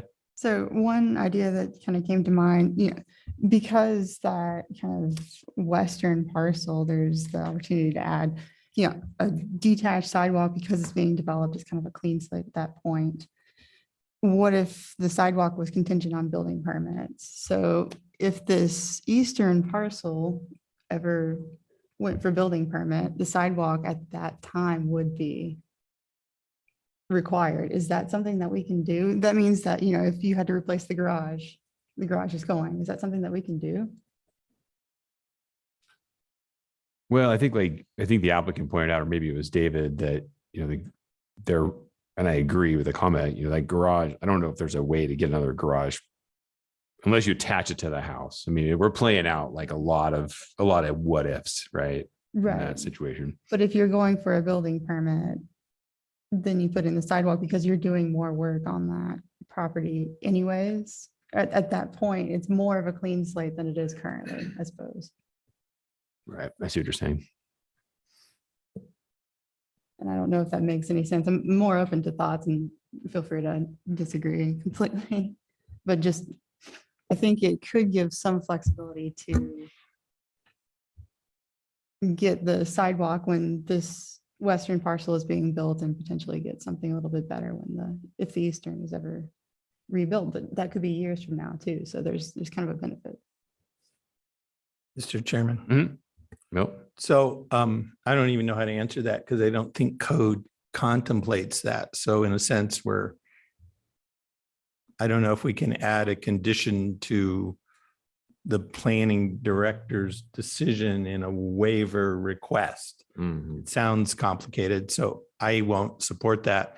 I'd also point out that I'd like to see Edward Street sidewalked as much as possible right away. And so I'd like to get that done. I understand the appeal of it, but I can't support it because I can't wrap my head around it technically. Yeah. Thanks. Yeah. Okay. Any other discussion? Mr. Chair. Mr. Mooney. Yeah, reading the code again and just back to Commissioner Gillespie's comments about unusual conditions, unusual size or shape. I think all those are, you know, borderline and subjective on our part somewhat, but I'm leaning towards supporting the motion. But I'd also like to throw out a crazy idea that for the applicant, Commissioner Gillespie threw me under the bus regarding the bike lane right at the beginning, so to speak. So here's my crazy ideas. Can't we approach ACHD and talk about this streetscape entirely and say, hey, look, let's narrow the vehicle lanes for gosh sakes, to get some relief on the topography on the property side, because we're basically prioritizing motor vehicles over this parcel owner and pedestrians in that area. So I love it, John. I love it. Absolutely right. Unfortunately, these guys want to develop that parcel in the next couple of years, not in the next 50 years, right? No offense to our friends at ACHD, but Mid Hill Road, I don't know I how tried. long Hill Road is from end to end, right? But it's miles and miles and miles, so, right? Okay, Mr. Chair. yeah, go ahead, John. Yeah, before I made that comment, I did check the ACHD capital improvement plan and it isn't on the plan, so it's not going to happen. So this is just more editorial comments. Gotcha. All right. I'm going to go ahead and call the motion then. We've got a motion to deny with changes as noted by Commissioner Gillespie, and the second was by Commissioner Stead. Will the clerk please call the roll? Stead. Aye. Schaefer, Yes. Blanchard, No. Moore, Aye. Gillespie, Yes. Finfrock, Aye. Mooney, Aye. 6 in favor, 1 opposed, motion carries. Great. Thank you. We're going to take a 5-minute break. Closer to it. 10-minute break. So we'll bring it on back here. Okay, staff, I believe, Crystal, we're at item number 7. Does that sound about right? Very good. Okay. Item number 7, CAR 23-11 and CUP 23-11, Hawkins Company at 2100 West Kootenai Street. This is a rezone of approximately 1.14 acres from LOD to ROD, and then a conditional use permit for a restaurant use associated with a mixed use development of 1.41 acres in a pending ROD zone. There's also a height exception included in the application. We're going to start with staff first and David Mosier again. Mr. Chair, Oh yeah, Commissioner Moore. just wanted to make a quick note that my firm does have a site just a couple blocks or a couple properties up from this site, and just make a note of that up on Kootenai. Okay, very good. Thank you, Commissioner Moore. So noted. And with that, we will now hear from David.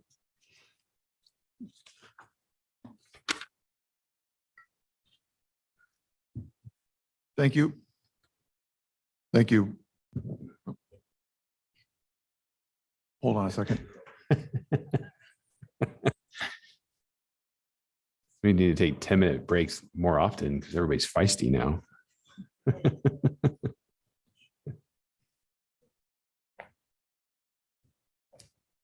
And Crystal's gone.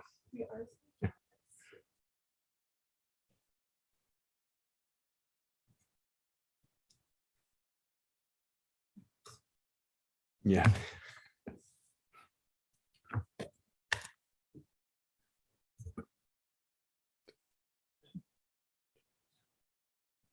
I think we've got some tech issues. So I think maybe the online folks maybe aren't seeing like that screen, for example. Mr. Chair, members of the commission, give us a moment while we work out the tech issues. Apparently, the audience is not seeing my presentation. Okay. Thanks, David. Hey, I think we're back. We're all working. Crystal, thanks for the damage control there. Well done. All right. Again, we're talking about CAR 2311 and CUP 2311 with Hawkins Company at 2100 West Kootenai Street. And we're going to hear from David Mosier from staff. Thank you, Mr. Chair, members of the commission. The applicant is requesting a conditional use permit for a restaurant associated with a mixed-use development and a height exception on 1.41 acres located at 2100 West Kootenai Street. A rezone of the property from LOD, Limited Office Design Review, to ROD, Residential Office of Design Review, is also included. As you can see from the aerial photograph, the property is located at the intersection of Federal Way and Kootenai Street, and the Federal Way multi-use pathway is adjacent to the east. This neighborhood contains a mix of commercial, office, and residential uses. In addition, the property is located about a quarter mile from Vista and Boise Avenues, which are commercial corridors to the east and west. In summary, the proposed RO zone is compatible and consistent with the comprehensive plan since the site is under 1.5 acres in size. There are several goals and policies of the comprehensive plan that promote mixed-use, high-density developments within the RO zone and at this location, since it is along major travel corridors, which are arterial roadways with public transit routes. The development is comprised of a 4- and 5-story building ranging in height from 49 feet along Pico Street and 59 feet high along Federal Way. The building is proposed to contain 120 dwelling units with structured parking and amenities. The project density is 85 units an acre, which is allowed in the RO zone.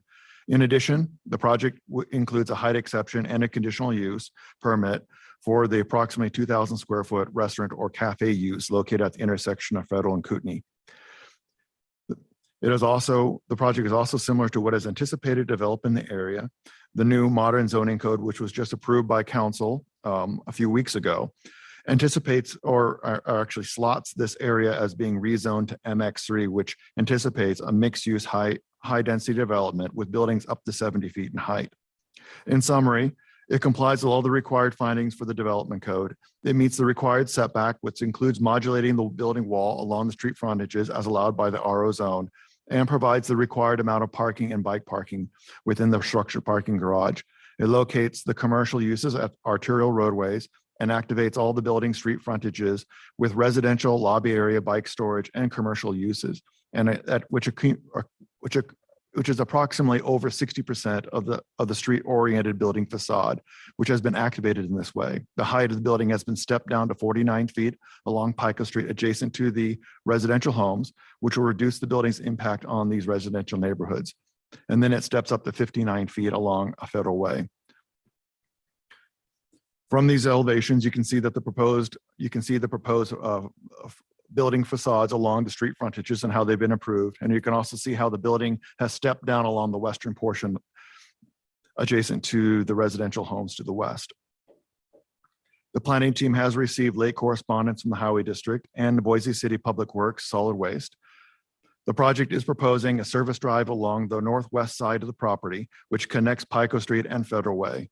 The proposed Federal Way access point will be restricted to right-in, right-out only by the applicant. However, ACHD is prohibiting all access onto Federal Way because it's an arterial roadway and its proximity to a signalized intersection. Prohibiting this access point affects the solid waste pickup and access to the site, and these impacts are discussed within their memo, and which was submitted as late correspondence. As such, the planning team recommends the rezone and the conditions be approved with an additional condition of approval. As stated here, this condition would require the applicant to work with the agencies and find a solution prior to submitting the design of the application. The planning team did receive public comments, which included letters of both support and opposition to the project. As for the letters of opposition, the neighbors' concerns involved three main points: traffic and parking, density, and building height. To address these concerns, I would note that the high density residential is appropriate in this site location due to its presence along arterial roadways with public transit. In addition, the building height is stepped down to 49 feet adjacent to the residential homes, which is similar to the allowed 45 feet in the RO zone. And the site is providing all the required amount of parking as per code, and which will reduce its parking demand on the adjacent streets. In summary, or in conclusion, the planning team recommends approval of the rezone and the conditional use with the height exception, with the additional condition as noted. Thank you. Okay, thank you, David. All right, next one from the applicant.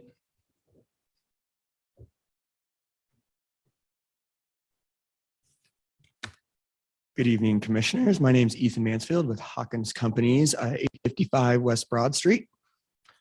Thanks, Dave. I first just want to thank staff for working through this application with us. We worked through some changes that they recommended, and I think it yielded a pretty nice product. So just appreciate them working on it with us. Yep, so this is a rezone and a conditional use permit for 120 multifamily units with 200 square feet of commercial space at 1105 South Federal Way, AKA 2100 Kootenai. So we're asking for a rezone to achieve the height and density required for a 120 unit multifamily project with podium parking on a subterranean and first floor. Our proposed density is about 85 units per acre, and our proposed height, as Dave mentioned, is 49 feet on Pico, 59 feet on Federal Way and Kootenai. We're asking for a height exception because the RO zone is limited to 45 feet when it's adjacent to single family residential or any residential zone. And the CUP is also for a bakery, cafe, coffee shop use. As Dave noted, this does comply with the comprehensive plan because it is less than 1.5 acres in size. I think there are 15 policies listed here. I counted 26 policies in my letter. So this, we think this is exactly what the city wants here, especially considering that the proposed area is slated for MX3, which is unlimited density and a 70-foot height. Notably, the code also suggests that at least 60% of street frontages should be activated. With the changes we propose that staff recommended with our site plan, we're closer probably to 70%, and 50% of the federal way frontage is activated. So here's a little site plan of the first floor. The commercial areas here. You can see importantly that we've got walk-up units here to help create a pedestrian vibe over here on Pico Street. We did not want to just create a parking structure here or just something that, like a parking garage entrance, for example. What we wanted to do instead is provide this little alleyway private service drive deal with a right in, right out on Federal Way to serve trash, potentially fire. The jury's still out on whether fire really needs this. I think it makes it more efficient for fire access. And then it also allows vehicles a little more flexibility so they don't have to go in and then out on Pico Street. And we'll talk about this right in, right out a little more extensively in a second. Here's what we're proposing the project to look like. You can see on Pico Street, there's that 49-foot. It drops down to 4 stories, an active street frontage. We are proposing frontages recommended, or I guess required by the proposed the modern zoning code that will be implemented on December 1st. So this is a detached 5-foot sidewalk, detached 10-foot sidewalk over here on Kootenai, and a detached 10-foot sidewalk over here on Federal Way with street trees. I think it's a pretty cool project, frankly. So let's talk a little bit about this right in, right out access on Federal Way. And I know that ACHD typically rules on these things, and I understand that, but I think that it's important for the commission to understand the context, and we'll learn why in just a few minutes. So this kind of started in December when we were kind of drafting up the conceptual plan for how this thing was going to look. So I sent this big email saying, hey, look, I understand that this is not exactly compliant with ACHD policy. Can we talk about it? I just want to understand what ACHD's feeling on it is. What do we need to do to help you help us? How can, just to start a dialogue. So a couple months later, we got an email from ACHD that said ACHD doesn't pre-approve access points or street cross sections. We need a development application. So we went with what we wanted to propose, and we submitted that to the city of Boise on March 7th. So let's fast forward about 6 months. I guess it's 4 months. So 4 business days before the Planning and Zoning Commission hearing, 4 business days ago, we received the staff report from ACHD. That's why it's in late correspondence. And they said, we are not going to allow this right in, right out. And they say, if another access is desired, then the applicant should construct a driveway onto Pico Street located a minimum of 150 feet northwest of Kootenai. Okay, so what does that look like? Well, it basically trashes this pedestrian-oriented streetscape that we've kind of worked to create with this service drive here. And as I kind of outlined in my letter, this right in, right out on Federal Way meets many, many comprehensive plan policies for the design of buildings. It orients buildings with an emphasis on the character and safety of the pedestrian realm. It incorporates alleys where feasible as a means of shifting garage and parking access away from primary streets, allowing for narrower cross sections and reducing pedestrian vehicle conflicts. It enhances the character of the street frontage. It provides concentrated access points. It minimizes the placement of garages along the block face of residential streets. and it supports new development with mixed use patterns that are conducive to walking and biking by minimizing conflict with vehicles. We've also proposed that if the site to the north redevelops, we would allow cross access to this service drive so that there would be no other requests for access to Federal Way. And it's notable that Public Works, Solid Waste, the fire department, and other city departments do support this current proposal. So does our TIS. And it's notable here, we're looking at site access A. You can see here that at the peak AM traffic, a vehicle would turn onto Federal Way once every 4 minutes from the site. So A onto Federal Way from the site once every 4 minutes. And then in the afternoon, a vehicle will turn into the development from Federal Way once every 5 minutes. And the traffic study recommends 2 access points for this site. In either scenario, a new site access would be required to be constructed. As such, it is recommended that both site access A and site access B be approved as proposed, as they provide dual access required for site circulation and provide the largest possible access spacing for the development. They also found that it is operationally functional and safe. So here it is again, operationally functional and safe. So if we restrict access onto Federal Way, we are kind of ignoring many of the goals and the policies of the city. The comprehensive plan is basically ignored in favor of this strict requirement of a 400-foot separation from a signalized intersection to a driveway. Solid Waste doesn't support this change and mentions in their memo quite a few challenges that we might face with the new design. And it should be noted, this isn't context sensitive. This 400-foot rule, could be applied to a gas station on Fairview Avenue, and it would be applied exactly the same way as this development. So the ACHD implication here is that the burden of proof to deviate from the policy is not to demonstrate that the proposal is operational and safe, because we've already done that. But the burden of proof is to demonstrate that access off of Pico Street alone is impossible, unsafe, or not operational. I'm suggesting that maybe a right in, right out on Federal Way, if it is in fact safe and operational, is actually better for the community, other agencies, and the project. Ethan, we're down to 1:20. Yep. I don't know if anybody up here is going to argue with you about the right in and right out. That's an issue with ACHD. Can I maybe pivot you back to the rest of the project and talk about the good things that you're doing with the project and maybe the bigger picture? Because I don't know I think we're probably kind of to some degree sympathetic about the right in, right out situation. Mr. Chairman, if there's a so what as or maybe just kind of get ACHD to blow off and right, prove it as is, and I'd like to know if that's what he wants. Yeah, so maybe we just I don't want to burn all of your time. Well, on that. I'm right here. Okay, I'm right here. Okay. So if you've read the ACHD staff report, they do not discuss the comp plan or land use policies in their recommendations, and they're based on a strict application of ACHD policy, no sensitivity to city goals and objectives. Mm-hmm. Okay, why is that? Well, this is the standard note found on every ACHD agenda. The ACHD Commission does not have final authority to impose any conditions related to traffic caused by any new development applications.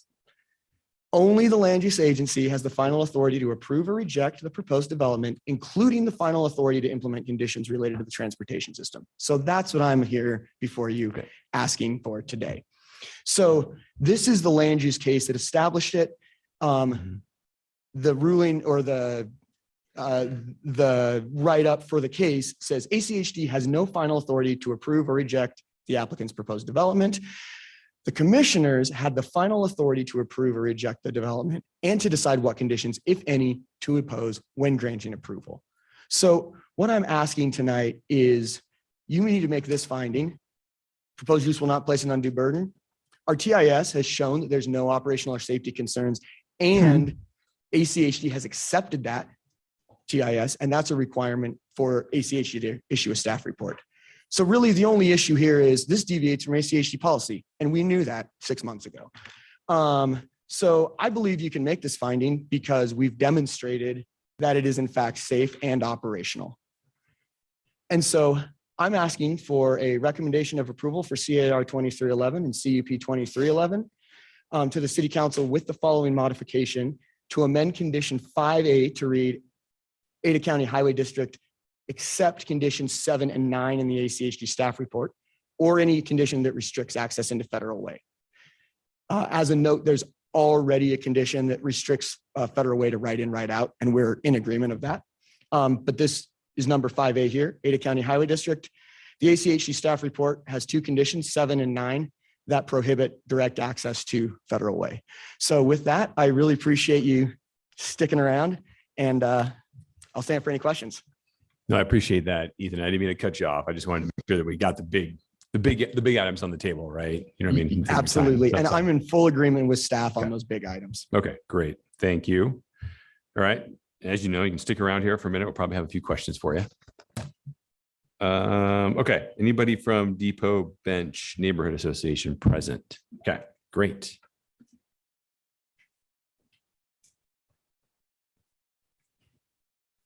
Good evening, commissioners.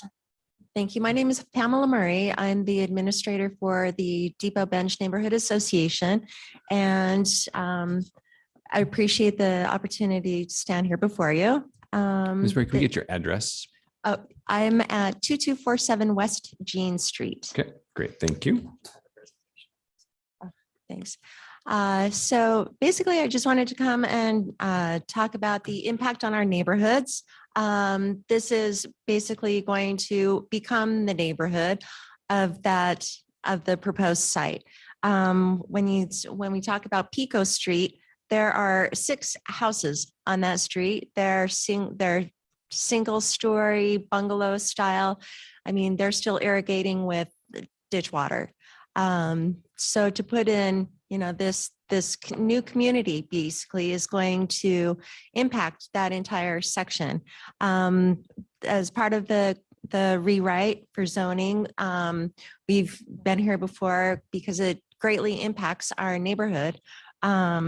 Just even, the Vista Avenue, Kootenai, everything. So it's the height levels, and we appreciate that the design's been modified. The parking is going to dramatically impact the residents on Pico Street, the homeowners. And also what hasn't come up that is a concern is that there is an active railroad track across the street from Pico. So there's that twice a day, Monday through Friday, there's a train that goes through there, and it's a short one, but with so many more, hopefully pedestrians, bicyclists, residents in that neighborhood. I'd like to see a little more information on how train safety is going to be brought up. There was in the staff recommendations, there was the segment, based on the findings of the TIS, staff does not recommend any improvements to Kootenai Street between Federal Way and Pico as part of this application, as the roadway segment only exceeds the threshold by 6 vehicles. At the PM peak hour traffic count on Pico Street, 10 cars. That was the peak. So if we're bringing in, what is that, 120 units plus commercial space, land use, that's definitely going to impact Pico Street. And to expect everybody coming home and leaving at that time of day from Pico and Kootenai is, again, a good reason to have an alternative to all that traffic coming in and going out of Pico Street. So the other, and even the findings for consideration from Pico Street again, yes, from Pico Street again. Traffic volumes on the street under design condition number 2 and design condition number 3. Traffic volumes on the street are not forecast to exceed 400 vehicle trips per day. In design condition number 1, traffic volumes on the street shall not exceed 1,000 vehicles trips per day. And again, we go back to the peak traffic time measured on the street was 10. So with that volume and everything, I'm just trying to, bring it to your attention, the the residents in our neighborhood association do have, the parking limits. And if there were a way to, reach to make the parking be residential, so people who live in those homes could get a sticker on their car, and that would, like downtown areas, BSU areas, where it's set aside for those residents, that might help. You guys have access to way more possibilities. I just wanted to bring it to your attention from the neighborhood association. So stand for any questions if you have, but I thank you for your time. Okay, great. Thanks. We may have some questions. You might just stick around by the podium. Thank you. Okay, we'll bring this item for any questions by the commission to staff, the applicant, or the neighborhood association. Mr. Chair, Commissioner Finbrock. I just had a question for David. So under MX3, what would the height requirement be across from the Pico residences? I know that you said 70 feet, but I think there is if I remember correctly, part of the code says that if it's across from residential units, it does limit the height exceptions. And so I was just curious what that would be.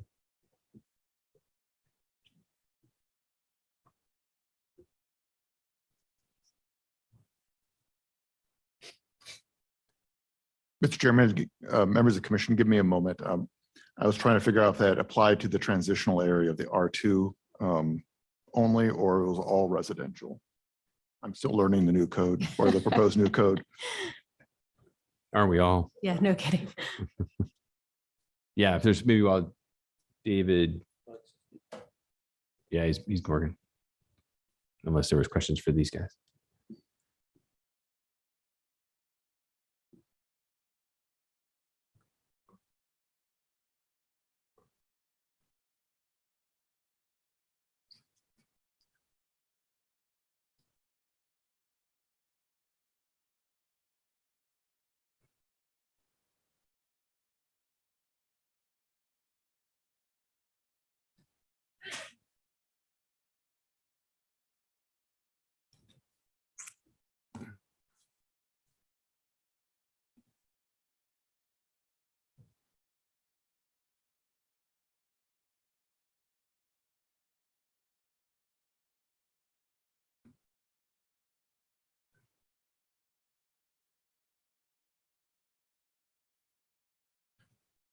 Mr. Chair, members of the commission, we can work on that, but if somebody else while we do the research, somebody has another question, I could follow, and then I get back to the heights. Great. That's great. Thanks, David. Mr. Chair, I had a question for the Yeah, HOA. please, Janelle. Mhm. Also the Depot Bench Neighborhood Association. Oh, yeah, it's on. Just maybe it needs to be. Use your outside voice. The Neighborhood Association. I had a quick question. So are you in support of the exit and being off Federal Way? Is that what I'm hearing? I have a resident of Pico Street with me. Would you like to? What's that? Sorry, I think that it would take the pressure off of the neighborhood, and it would be beneficial to have another outlet for all the cars. Okay, all right, thank you. Mr. Chairman. Commissioner Gillespie. I have a question for the applicant. You're basically asking us to make a decision against ACH 400-foot policy from a signalized intersection and accept a 243-foot offset or distance. Do you have any safety data, or can you point us to any specific data that you have that shows that would not create enhanced congestion and collision risk from violating ACHD's policy? Mr. Chair, Commissioner Gillespie, we do have the TIS, which suggests that it both functions like operationally, like there's no level of service detriment. And also in speaking with Andy Delyden, our traffic engineer who wrote the report along with Bridger, those two gentlemen agreed that there are no safety risks in this case. And I actually spoke with Andy, and he is in the process of drafting a memo to address this very thing, but I'm happy to confirm that. So, Mr. Chairman, so if ACHD comes back and says, okay, we'll let you have it, but you have to put these improvements, road furniture, flashing pink, whatever they want, would you agree to do that? I mean, along your right of way that you're improving, and, you know, because the question is going to be, how do you prevent left turns coming out of there and left turns into there? The traditional answer is you put in road furniture. I don't know if there's road furniture room on Federal Way, and that is a problem for ACHD because I run into that crap all the time. So I'm just like, I'm very reluctant to get involved in these kinds of issues because you've got large pieces of metal moving very fast, and I don't know a damn thing about it. So I'm just looking for like, why should I do this? Like, these guys are experts. They have their policy manual. You hired some guy who says he thinks it's safe. I'm like, I don't know. Mr. Chair, Commissioner Gillespie. So some guy, we do trust him because he is a PE, and he does have a PE stamp that he risks every time he makes a statement like what he's making in our TIS and in his memo.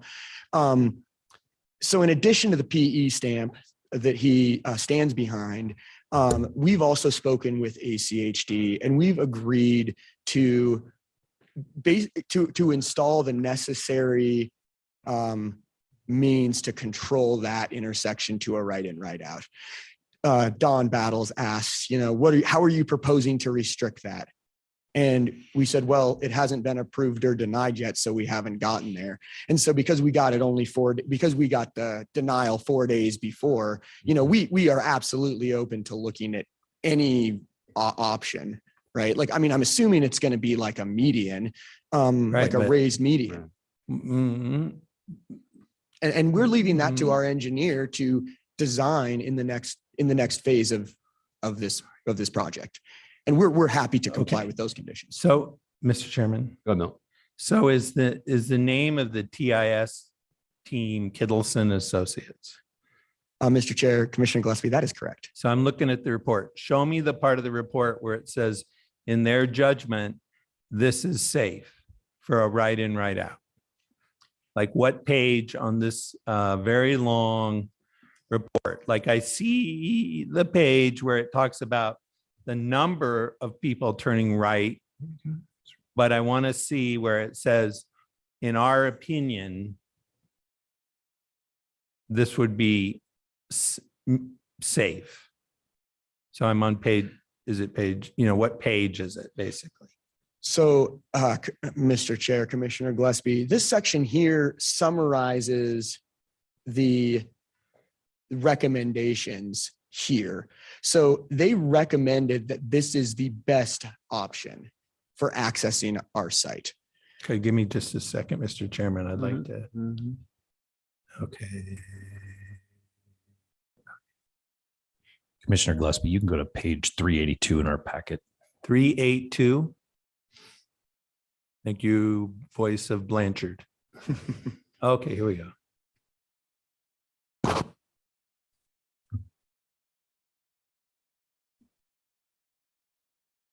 Which part is, where you see, recommendation? In the recommendations, they recommend Which part access is on it? Pico and one right in, right out access on Federal Way.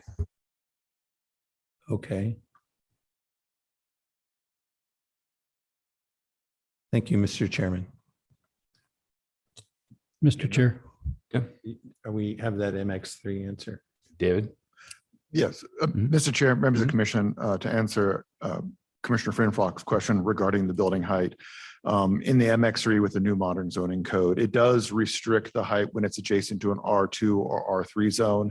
The subject property is currently, including the residential homes across the street, are currently LO, and the entire site, including the residential homes across the street, will go MX3. So there is no height restriction in the modern zoning code.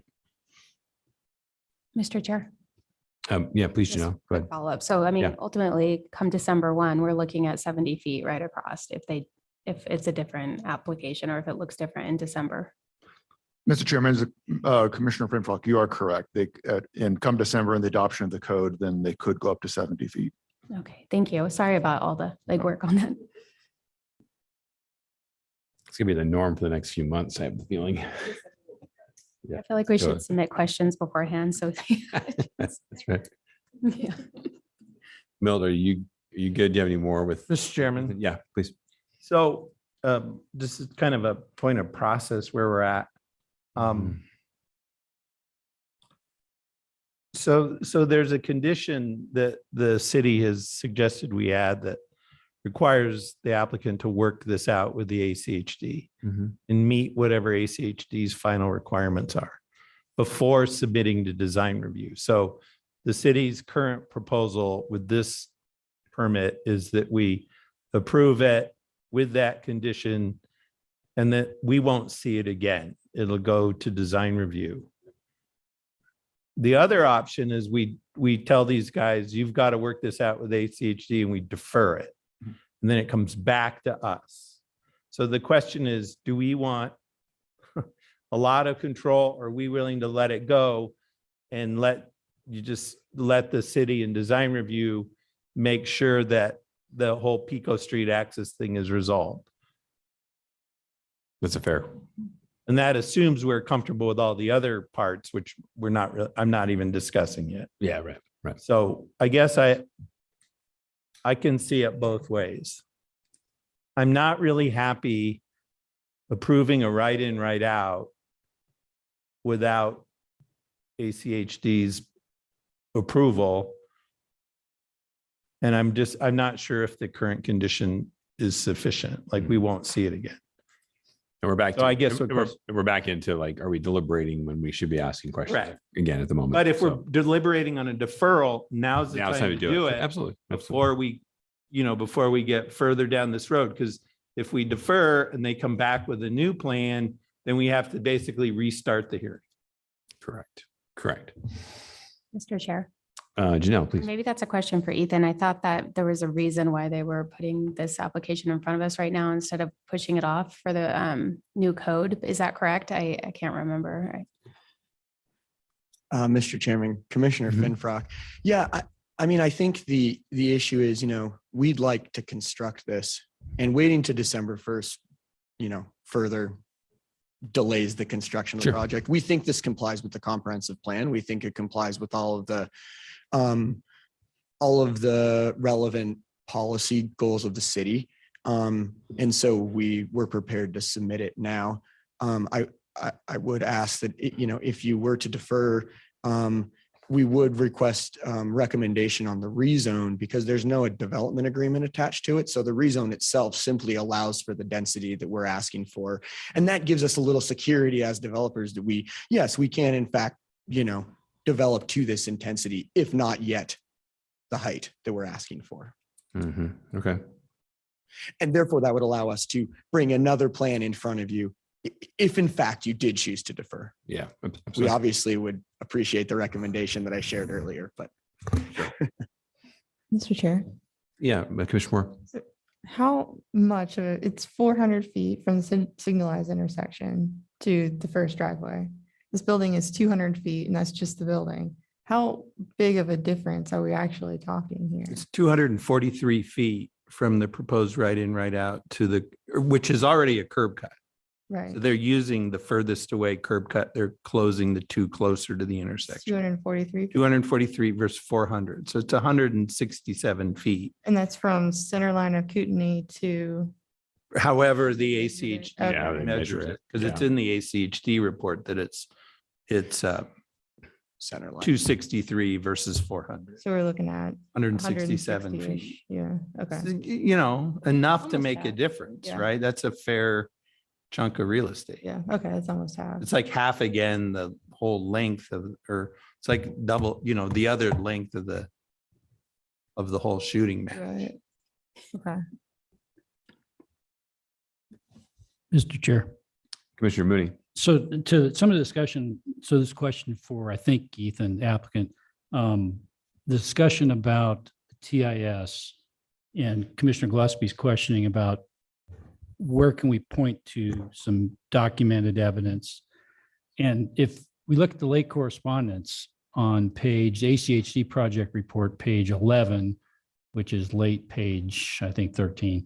But anyway, ACHD says the TIS did not provide enough information for staff to support a modification of policy to allow this driveway to be located as proposed.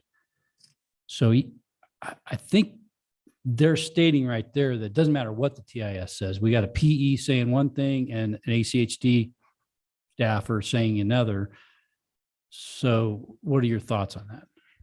Yeah, Mr. Chairman, Commissioner Mooney, that is a great question. And when I saw that, I picked up the phone and called Don Battles. And I asked Don, what additional information would you like to see from our engineer to make you comfortable with this? And she told me, we don't actually need any additional information. It's just not 400 feet. So we are not going to recommend approval. So, Mr. Chair, so follow up on that, so this is a question for staff. So when ACH staff, because I've asked this question many times, both from that chair and up here, when ACHD staff, in military terms, the iron majors on the ACHD staff state that ACHD policy discourages this, but yet City Vision clearly encourages this. Do we go staff to staff here?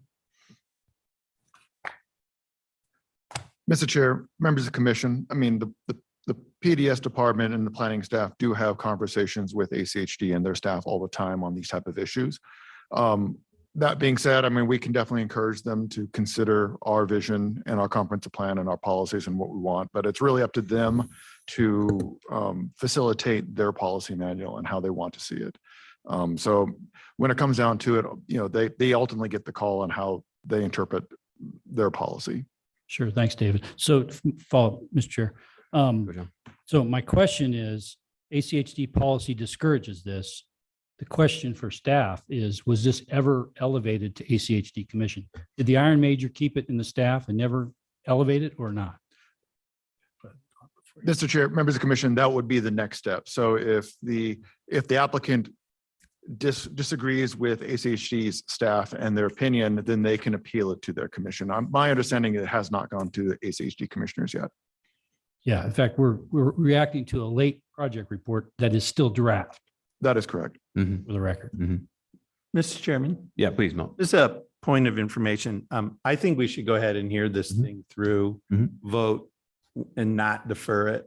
Because let's just get everything on the table, make our vote, and then there's a condition in there. So I know it's not a question, but I think we should keep going. Yeah, I agree. And I think I'd like to remind us all that we're in questions right now for staff and the applicant, and that there are, other issues here, density, height, the use, all of it. Right. So I think we should maybe broaden our discussion a bit more. And we can circle back on this access issue, when we're in deliberation. Mr. Chair. Commissioner Finbrock. I have a question for staff.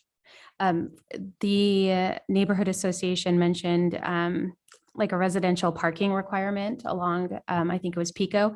And I was just wondering, do we have the ability to even condition that from P&Z, or is that something that again is within the discretion of ACHD? Mr. Chair, members of the commission, actually, I think that would be through the clerk's office, a residential parking permit in districts. That's something they would need to talk to our clerk's office. You see them down in the downtown area we've made that recommendation on other projects that they work with the clerk's office on establishing those. Mr. Chair. Okay. No, please. Quick follow-up on that. Then should we add it as a condition to make the recommendation for this, or I'm sorry, is that what you're suggesting? Mr. Chair, members of the commission, you could add as a recommendation that the applicant pursue or the neighborhood pursue a parking district, but it's ultimately the clerk's opinion, or it's in their purview to grant it or not. So. Thank you. Mr. Chair, just real quick here. Commissioner Blanchard, yeah. I don't know if this is for staff or David. I'm just looking at page 377 on the packet, and the verbiage in here says ACHD Policy Manual Section 7205.4.7 outline spacing guidelines onto principal arterial roadways. Is the word guidelines selective by Kittleson, or is that what they are? Because a guideline is different than a policy. A guideline is, well, we think it should be this. A policy is, this is the way it's done. Do we know if it's a guideline or if it's a policy? Mr. Chair, members of the commission, I'm trying to, if that's taken out of the ACHD project report or the Kittleson. This is out of Kittleson. Oh, the Kittleson. I'm not sure if that's a direct quote from the policy manual from the Highway District. So I'm not quite sure what they're talking about.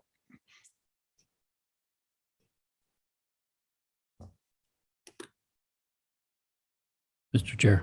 Commissioner Mooney. Yes, I'm sorry to keep focused on the TIS and not. No, jumping into it's the fine. high I just stuff. wanted, yeah.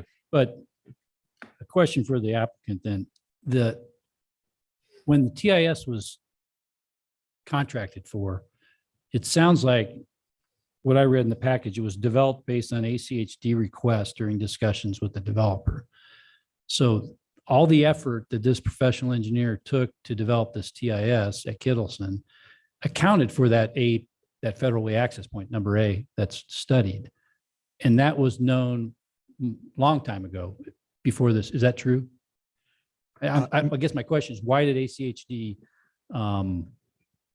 ignore the fact that they charted this study? Mr. Chair, Commissioner Mooney, that is a great question for ACHD. My answer would be that, we reached out to ACHD early on when we had a concept bubble plan. We asked them whether or not a TIS would be required and what we would need to provide to show that this access, right in, right out access worked. And they said an abridged TIS would be required, which is what we provided. And an access analysis would also be required, showing that it is in fact safe and operational. And our TIS did show that. And it also, created the recommendations that you see before you.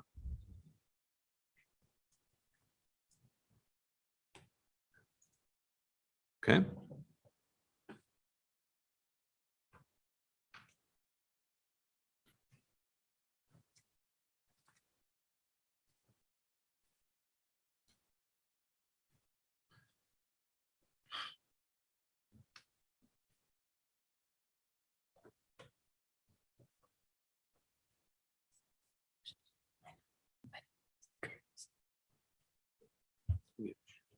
We're all like in good mood, yeah.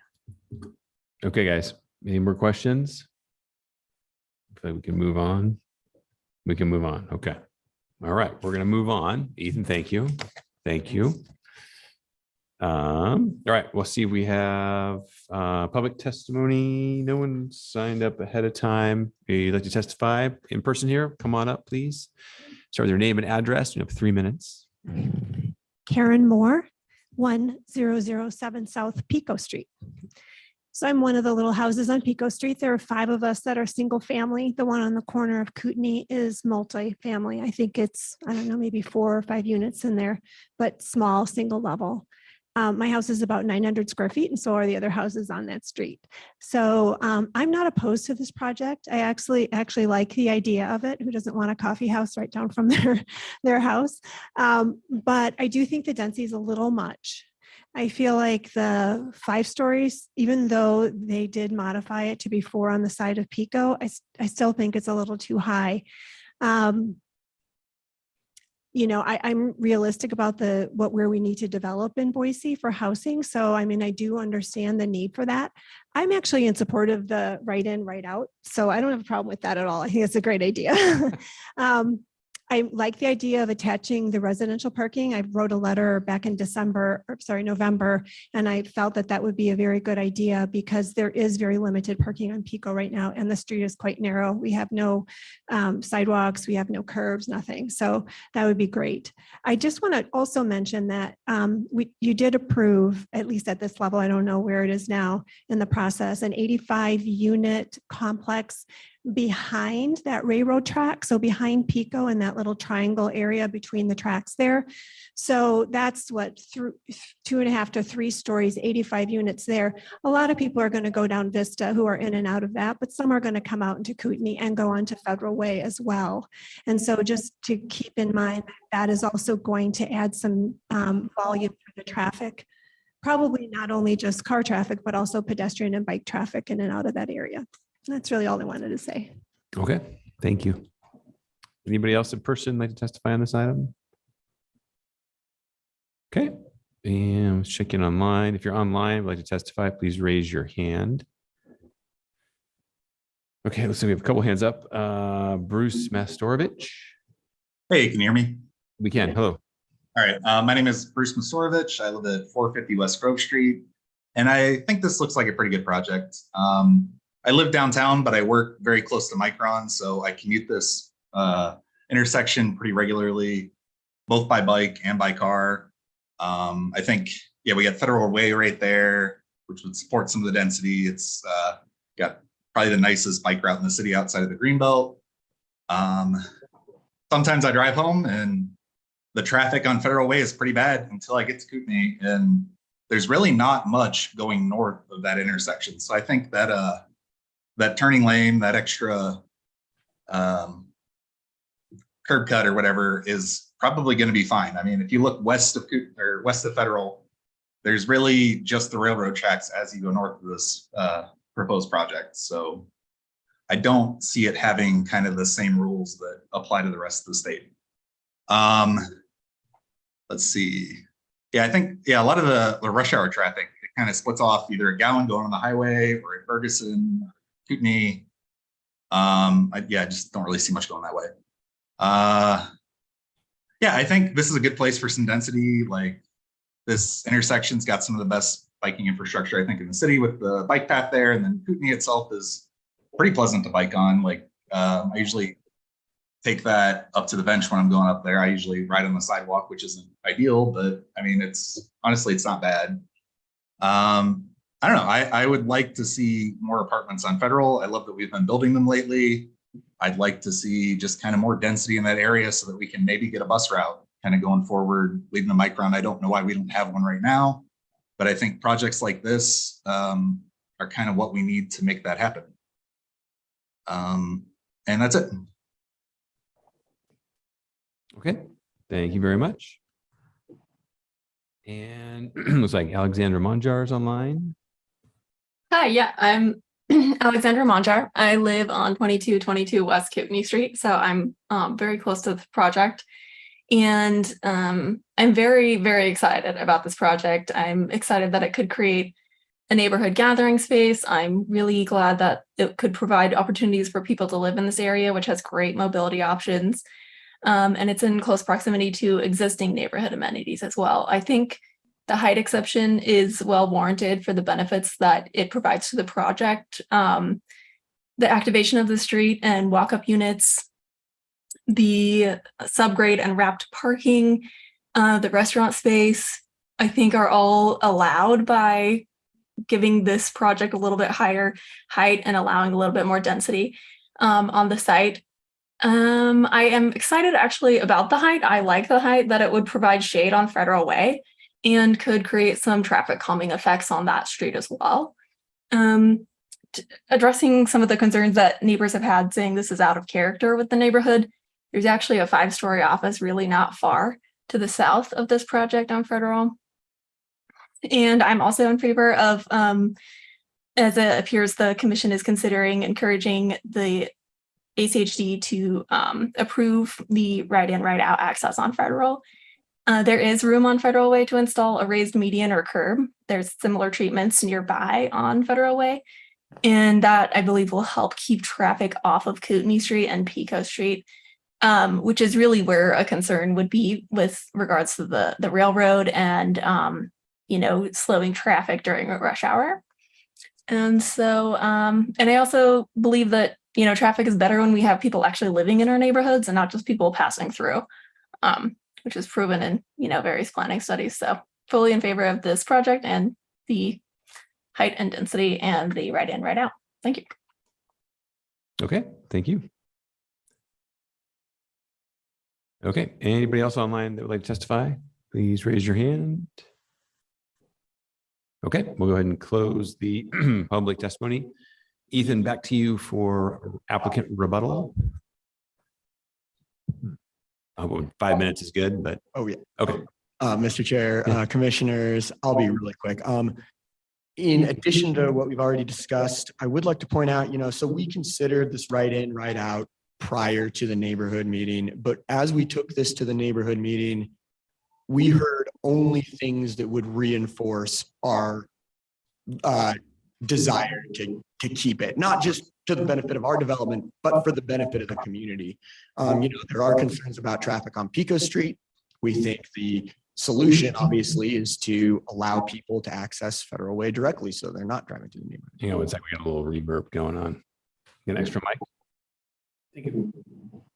Oh, sorry. I cut you off twice tonight, Ethan. I'm sorry. I'm sorry. It's all good. Okay. I'd also like to note that I am catching it. Now I'm catching it.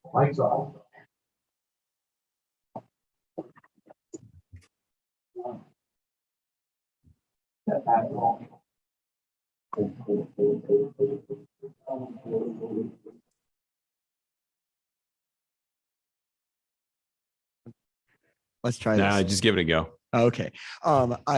I just learned actually that the previous application for this property was allowed a right in, right out onto Federal Way. That was the food truck plaza, Old Doug's. That was approved as a special exception probably 2 years ago now. So they were allowed a right in, right out by ACHD.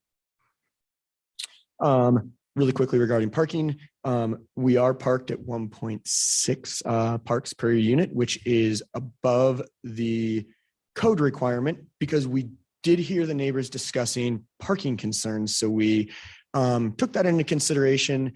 The average, I have this on my presentation, but the average number of vehicles per household in the two neighborhoods adjacent to this is 1.7. So we are lower than that, but we also have studios and more studios relative to 3 bedrooms. So we think that's an appropriate amount to not overburden the neighborhood with vehicles parking as part of our development. That's all I got. Thank you. Okay, great. Thanks, Ethan. Okay, we'll go ahead and bring this back before the commission to render a decision. We do have 2 items before us, guys. Just a reminder, we've got the rezone and then we have the CUP. So we can take those up independently of one another or together. Of course, the hot topic of the discussion is the ACHD condition. And just as a reminder, as it's written right now, the staff report indicates that the applicant shall comply with all requirements of ACHD. So Mr. Chair. do with that as you will. Commissioner Finfrock. Okay, so I recommend approval of CAR 23-11 and approval of CUP 23-11 along with all the recommended and standard conditions of approval. Okay, so I have a motion at the moment to approve as written. Do I have a second? Mr. Chairman, may I ask a motion or a question? You may. So in the record, Commissioner Finfrock, we have a July 10 note from David adding an additional condition of approval. Does your motion contemplate including that? Mr. Chair. Please. Can I revise my motion to include the additional condition in late correspondence? Yes. So noted. I second it. Okay, and with a second by Commissioner Gillespie. Janelle, would you like to kick us off with some discussion? Sure. So I'll just basically go through my notes. So the project meets all the setbacks and parking requirement per the code. As to the issues with the height of the project, I think this is probably as generous as you're going to get, 49 feet along Pico, whereas it could be 70 feet. Again, by December 1st, I think that this is the best case scenario, especially for those homes along Pico. I think that the neighborhood association should reach out to the clerk and try to get a parking requirement for in front of their homes. And I think, again, as we heard tonight, that's probably within the clerk's discretion to grant it. And there's not, so I'm not going to add that as a condition because I don't think we have the ability to do so. So as to the right in and right out, ACHD is the deferred to agency. And as Commissioner Gillespie said tonight, we don't completely understand the reasoning behind their conditions. And I think it's hard to assess the risk from the pulpit. So I'm not sure it's even, planning and zoning's place to do so. I think that the best path would be to appeal to the commission for ACHD and see how that moves forward. So yeah, for that reason, I'm in support of this application, and I think this application will be a great addition to the community. Okay. Thank you, Janelle. Mr. Chairman. Commissioner Gillespie. So as the seconder, I'm glad we're moving forward. I think it's the right answer.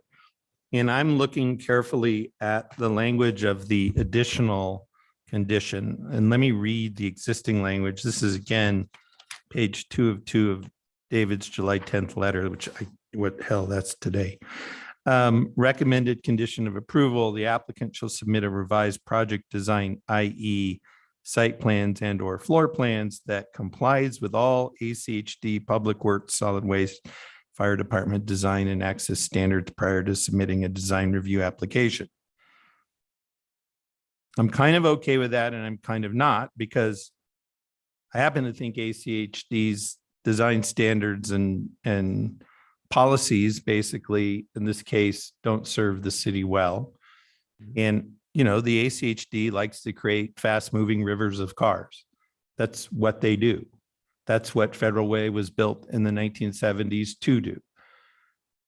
So I'm wondering if we should change the language of that particular clause to say, instead of saying it complies with all ACHD Public Works, Solid Waste, and Fire Department design and access standard, should we say instead, the applicant shall submit a revised project design, i.e. site plans and floor plans that addresses all safety and access concerns raised by ACHD Public Works, Solid Waste, and Fire Department, blah, blah, blah. Because basically what I would like to happen is for the ACHD to work with the applicant to figure out what do we do to mitigate and minimize the risk of that right in and right out? Like, how do we change that 100-foot or 200-foot section of Federal Way to make it safer? Because by the way, there's 1, 2, 3, there's like 4 access points right along there because those were all put in years and years ago. So I'm struggling to try and indicate to ACHD, look, this policy is wrong and we're not going to force our applicant to abide by it, but we want you to work, with the applicant to solve the problem. So that's I seconded the motion, so that's where it is, but I'd like, I'm happy to offer an amendment or a friendly amendment to just tweak that language a little bit. Mr. Chair. Commissioner Finfro. I'm okay revising the language to what Commissioner Gillespie recommended. It was a lot. I don't know. All it is, Well, the other- all I mean, you're well, the just other- the other- deleting Yes. complies with all. Yeah. And adding addresses all safety and access concerns raised by. Right. So you're not using the word comply, which is what's bothering John. So yes, And all this. I'm okay with revising that. But I want to as a hear what condition. Chris and these guys on the right have to say, because they've been freeloading on. The other way we could, Mr. Chair. pick that up is just with an additional condition, right? That just says work with ACHD with safety improvements. Right. But they have to get ACH to get it built. they gotta get ACHD approval. So is that even? I think we're splitting hairs. Yeah, I think I mean, I think ideally with this motion, how I'm reading things is we're saying we like the project. You got to work out with ACHD how to make this right in, right out work. Right. Yeah. and So you got to go talk to the commission and make it happen. Just can't hide behind a number. Right. Exactly. Exactly. No, Mr. Chair. Commissioner Moore, please. I completely agree. I think however it's worded, I think the intent is there, and especially with all of this discussion, I think the intent is, in my opinion, definitely there, you know, coordinate with ACHD or to come to an agreement about the solution. How to make that intersection. Yeah, Yeah. yeah. And, you know, because that report was submitted with limited time to actually do the coordinating, you know, a little bit more time to do the coordinating is kind of what we're getting at. Mhm. Mhm. So I'm in support of however we want to word that. I think either way I could do it. On another, with the height, I did want to kind of mention with the height too, you know, that height for the, you know, on the single family residential side on Pico, I think, you know, that's 49 feet. It's stepped back to 49 feet on that side. That's only 4 feet higher than it would be required, regardless of whether it was LO or RO, whatever zone it was. 45 feet is the max height right there. So it's 4 feet higher. It's a parapet and mechanical screen. That's not a full story. It's not, you know, going to impact the density in a truly meaningful way. So I think I'm comfortable, especially because it's stepped back. I think that does show kind of some gradient towards that residential, towards that single family house that may not be there if those houses weren't on Pico. So I'm comfortable with that height exemption, and I'm comfortable with kind of where that's happening as well. Okay, Mr. Chair. Thank you, Commissioner Moore. Yeah, Commissioner Blanchard. Yeah, I'm also was kind of waiting for us to get some kind of verbiage in there to allow us to kind of blunt ACHD a little bit and allow Ethan time to work it out with them. And I did earlier, but want to compliment Ethan too on with a development this size, 120 units, that retail space, no matter how small, is like if we can eliminate 10 car trips a day for somebody who doesn't have to drive to go get coffee down the hill to the gas station or out to Vista Village, then it's a win. And a development this size, I'm so glad that you're actually doing the retail, because everybody's resisted this for the longest time. And the MX3 and all the MX zones are going to make that happen more. So I'm glad you guys are taking us up on that. And I also really appreciate 49 feet is tall across the street from a single family home. I get it, but the human scale design that you guys have tried to do with the walk-ups, on that side is fantastic. And I'm so glad that you guys paid attention to that and really tried to do the best you can with the 49-foot building to meet, like, you know, people to people rather than facade to, you know, the houses across the street. So I really appreciate that. And I'm look forward to seeing this thing progress. Okay, thank you, Commissioner Blanchard. Mr. Chair. Commissioner Moody. Yeah, I agree with Commissioner Finfrock's motion and the verbiage that we added with Commissioner Gillespie's discussion. And I frankly think that once this gets out of the ACHD staff, it's going to fly. They're going to love it. The problem is it's stuck in the staff, and I agree with everything else. Yeah, very good. Well, I'm going to piggyback on Commissioner Blanchard's comments. I mean, I think the project as a whole looks great. You know, nice job, team. Love the walk-ups on Pico Street. Just a little one man's opinion. Pickleball is really loud, and you're going to put a pickleball court surrounded by buildings where people are living. You're going to have some unhappy residents. So you may just want to rethink the pickleball court. Yeah, or come up with a new. My wife plays tennis. She hates pickleballers because they're loud. I hear about it all the time at my house. So just a little color for you. Otherwise, project looks great. Well done. I think you guys have our input, and I think we're good there. Good luck with ACHD. And you got to go through design review. That's the other piece of this, right? So I think there's going to be a lot more refinements just happen throughout the site and the design as a whole. So, okay. Any other final comments? All right, we've got a motion to approve by Commissioner Finfrock. Yeah.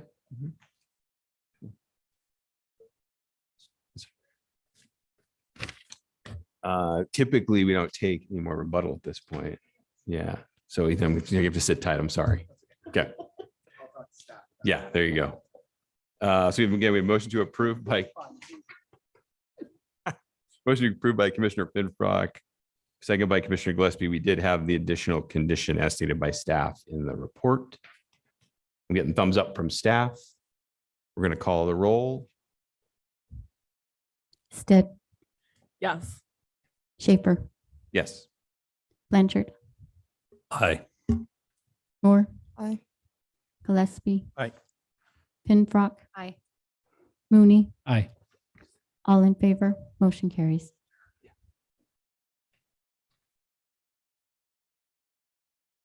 We're good. All right. Thanks, everybody. All right. Are we good to press on to our last item? Sorry? We have two more? No, 9 and 10. That's right. Okay. Thank you. Again, I took 1 month off and now I'm rusty. Okay, we're going to press on to item number 9.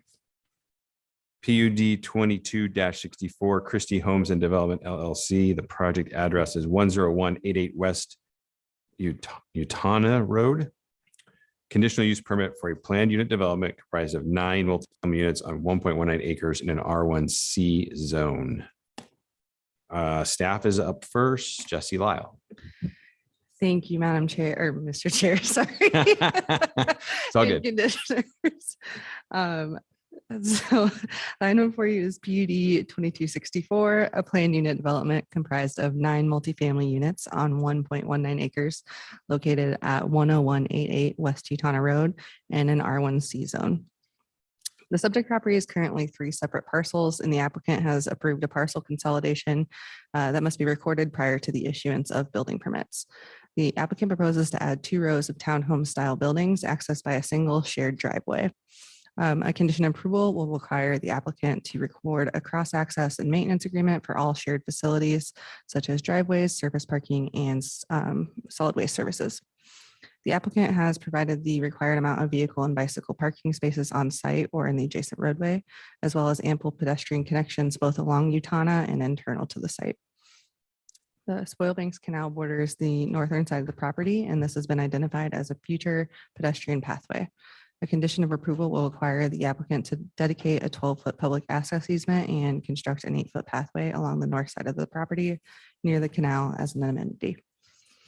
Pedestrian access from development should also be provided.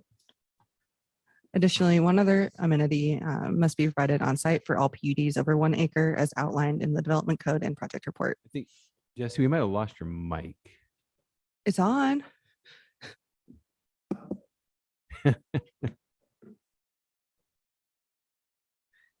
Did it go? It's just, yeah, just kind of quiet.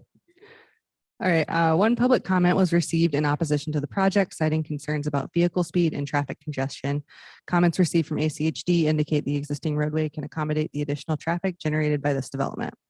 1 additional comment was also received by the applicant concerning an irrigation easement in the front of the property along Utana, and they will be able to provide some more details in their presentation. So in conclusion, the planning team recommends approval, and I will stand for any questions. Okay, thank you, Jesse. Next, we'll hear from the applicant.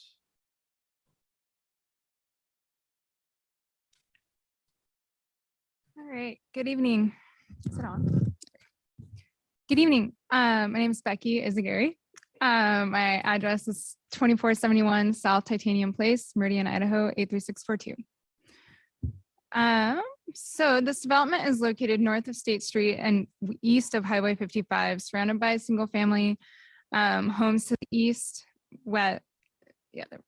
Next slide. You have a clicker up There front. it is. Sorry. All right, there we are. Surrounded by the east, Highway 55, surrounded by single family homes on the south, east, and west, with the Spoiled Banks Canal on the north end of the property. Winco Foods and Home Depot and many other restaurants and shops are nearby, making this an ideal location for the small multifamily development. This 1.19 acre property is located in the city of Boise with an existing zoning designation of R1C, single family residential, with a land use designation of compact.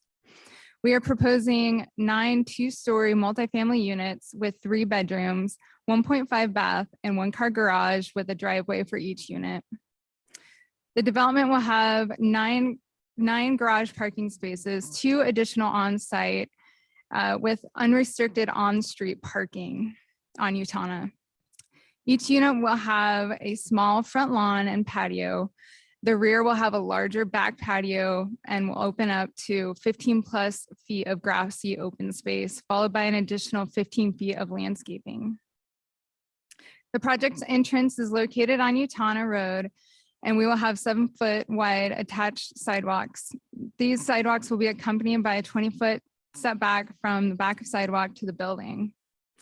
The internal roadway will have a length of 216 feet with a width of 24 feet. There will be 5-foot sidewalks on both sides of the roadway with a 20-foot setback from back of sidewalk to the buildings. The trash and recycling enclosure will be located on the east side of the hammerhead.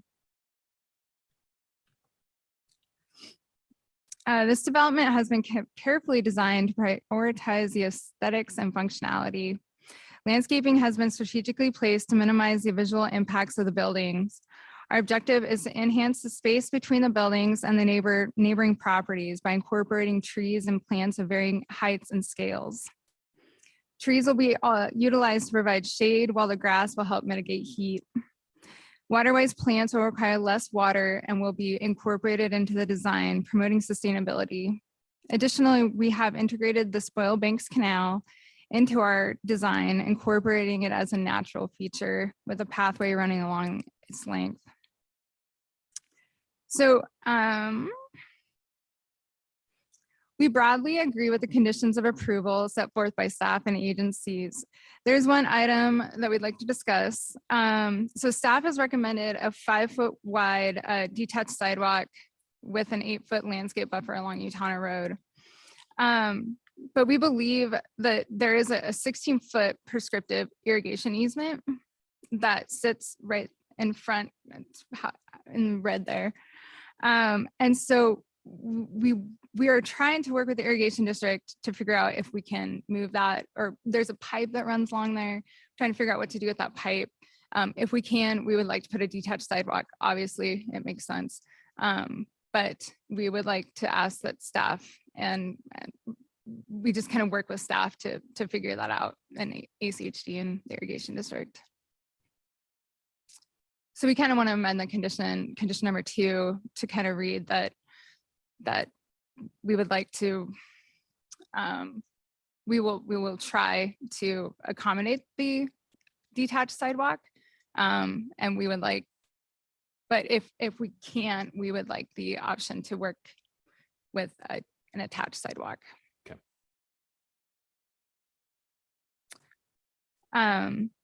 So that is the only modification that I would like to make to the conditions. Other than that, we agree with everything that is set forth there. So other than that, Utana Village will be a positive addition to the city of Boise and the residents living in the area, as it increases the livability and vitality of this area.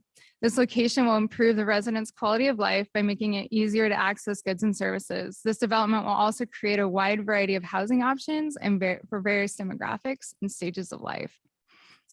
This is a perfect location for this development and will be a positive asset to the Boise community. Thanks. Thanks, Becky.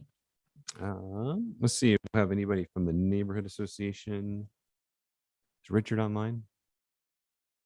Nope. Okay. I'll go ahead and open this up for questions then for staff or the applicant.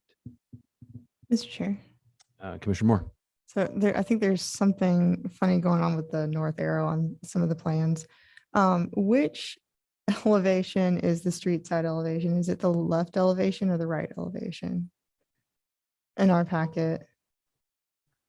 'Cause there's a left side elevation that's got like an overhung porch, and then there's a right side elevation that's got some utilities and a fire riser. Hang on 1 minute, Becky. Maybe Jesse can pull them up. Yeah. Mr. Chair, Commissioner Moore, what page did you say? That one, whoop, gosh, that one right there. So there's that elevation right there, and then on the next sheet would be the other. I think that's the left side elevation is at the bottom of that sheet, and then the right side is at the bottom of the following sheet. Yeah. Do you know which is the street side elevation? Yes, the left? garages will be, those garages will be facing internally. Okay. And then if you, that, yeah, so that one will be the back porch, elevation there. So that will be facing east or west. And then which, so is that left, that right side elevation? That's the right side elevation is, okay, so that faces the canal. And So then that one will face Utana. Okay, so the Yeah. left side faces. And then we'll Utana. have a pathway, we'll have like a And this sidewalk faces the canal. leading up to that from Utana. This faces the canal. Okay. Gotcha. Mr. Chair, Commissioner Moore, if I can add a little bit more detail. Yeah, There is a please. condition included to have a pedestrian entrance on the street facing side of Utana for the entrances that are facing there. So. Okay, perfect. Thank you. So Becky, just to make sure we're good on condition number 2. So I'm trying to get to that sheet. Essentially, what you'd like to do is amend the language of condition number 2 to essentially work with the agencies, the irrigation district and the agencies Yeah, to figure out yeah, how best to incorporate the sidewalk and the irrigation infrastructure. that is correct. Okay. And then what, if you don't mind, do you guys found out about that situation a little bit later in the game? Is that Yeah, how I yeah, understand it? yes, we did. Okay. And then trying to get the irrigation district to respond, it's been a little difficult. They work a little slower than others. They for are a sure. little bit slower, yes. Okay. All right. So we're looking for just an amendment to condition number 2 to work with the agencies. Okay. Correct. All right. Okay. Any other questions for staff or the applicant? Mr. Chair. Commissioner Mooney. The question for staff, the 12-foot public access easement for the Spoil Banks Canal. We're calling out an 8-foot pathway versus a 10-foot. Why is that? Mr. Chair, Commissioner Mooney. So there is a pathway planned along the Spoils Bank Canal. The north side pathway is planned at a 10-foot pathway with a 14-foot easement.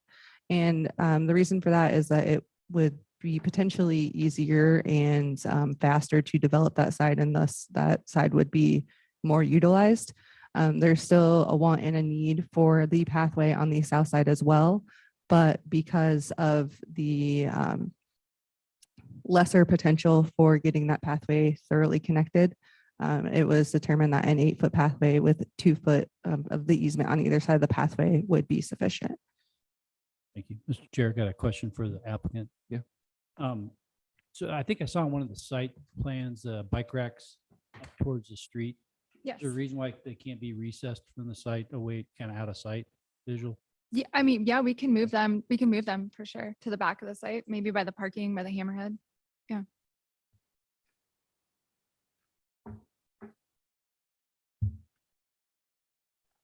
Mr. Chair, Commissioner Fittenfrock.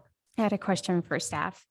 So in the parking requirement, it says that there's basically 16 required, 12 proposed, but then there's a little note that basically says that with unrestricted street parking, you can utilize those as part of the requirement. I thought, and I'm pretty sure I'm wrong on this, but I was just hoping you could explain it. I thought like off-street parking or on-street parking, yeah, didn't count. Is that correct? Am I saying that right? Or is exactly how does that work? Because I thought that it didn't count towards the requirement. Madam Chair, or Mr. Chair, I'm so sorry. It's late. Mr. you're Chair, good, Jesse, you're Commissioner Fredbach. It is allowed to utilize the on-street parking if it is unrestricted in a 1-to-1 basis. So you can't say like we have 3 option spaces for on-street parking, so we can take 15 off the site. Okay. Mr. Chair, just a quick follow-up, just for my understanding, when is it not allowed to count towards the requirements? Mr. Chair, Mr. Pinpock, it's specifically allowed for multifamily developments. It's not allowed for single-family developments. Okay, all right, thank you. Mr. Chair.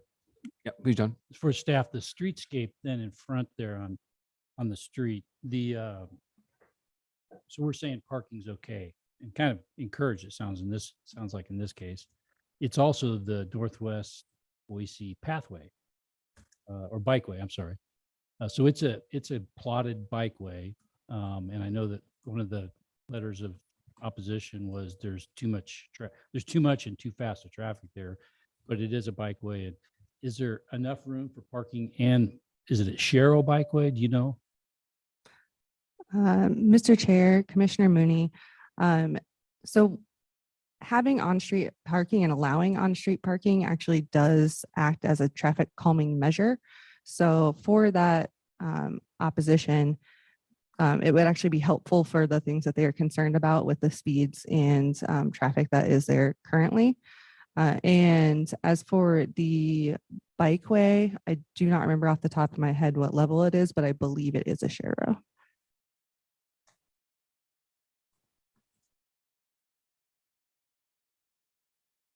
Good, John. Okay. Mr. Chair. Commissioner Blanchard. Just comment, I guess, really, but I am also supportive of them being able to work out this sidewalk proposal. I would just note that 1 block down, there is an existing sidewalk that is detached. So whatever happens, yeah, I would hope that those would line up. I kind of feel bad, this poor neighborhood, we've allowed so much stuff and it's turning over so quickly that the streetscape is going to be super important. The residents are already frustrated with traffic and whatnot, but yeah, trying to get this sidewalk right is going to be important. Okay, I think we're good on questions. Okay, we'll open it up. Thanks. Thanks, Jesse. Thanks, Becky. We'll go ahead and open this up for testimony. To testify on this item, the podium is free. Okay. Check in online. Anybody online? Is anyone online who would like to testify for this item? No hands? Okay. Becky, this is the opportunity for rebuttal, but there's really nothing to rebut. So, okay. Becky's going to yield, applicant's going to yield their rebuttal time. We'll go ahead and bring this back before the commission to render a decision. PUD 22-64.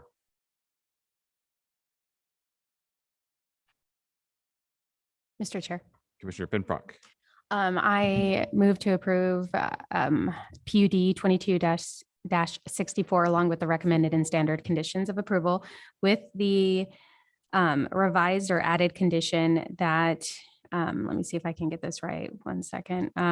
Staff be allowed to modify detached sidewalks to attached sidewalks depending on agency interaction. Is that? Yeah, I think that gets it. Yep. Second. Second. Wait, we got multiple seconds. Sound like Commissioner Moore was up first.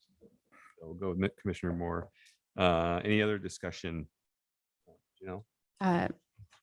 Mr. Chair, I just, yeah, I think the only question I had was the parking and staff explained it. So I don't have any other questions. I think the project looks great. I think it looks like a great addition to this community. And I don't know, I always like townhomes. I think that I wish we had more of them in this valley. So it will be nice to have this added project.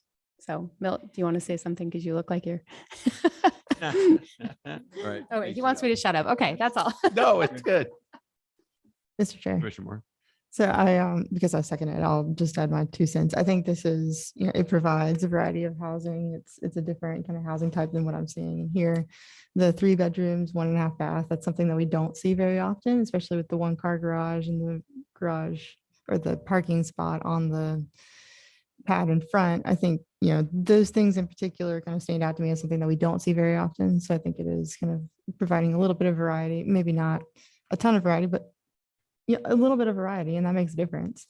And I think generally it is compatible, especially with that door fronting Utah. Oh gosh. Struggle. Yep, that one. And, all those other reasons I support the motion. Okay, thanks, Commissioner Moore. All right, any other discussion, comment? All right, go ahead and move this along then. We've got a motion to approve by Commissioner Finfrock with a second by Commissioner Moore with the added condition clarifying the applicant will work with agencies on the sidewalk and irrigation infrastructure. Will the clerk please call the roll? Stead. Aye. Schaefer, Yes. Blanchard, Aye. Moore, Aye. Gillespie, Aye. Finbrock, Aye. Mooney, Aye. all in favor, motion carries. All right, thanks. Thanks, Becky. See ya. Okay, last item tonight, item number 10. Utana.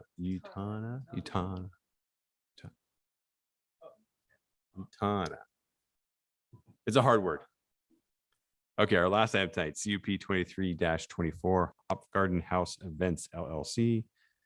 Project address is 1115 West Boise Avenue. This is a conditional use permit for a social events center on 0.81 acres in an LOD zone. And we're gonna hear from Jesse Lyle again from staff. Mr. Chair and Commissioners, the item before you is CUP 23-24, a conditional use permit for a social event center on 0.81 acres located at 1115 West Boise Avenue in an LOD zone. The applicant plans to operate an event center and wedding venue at an existing single-family residence near a community activity center.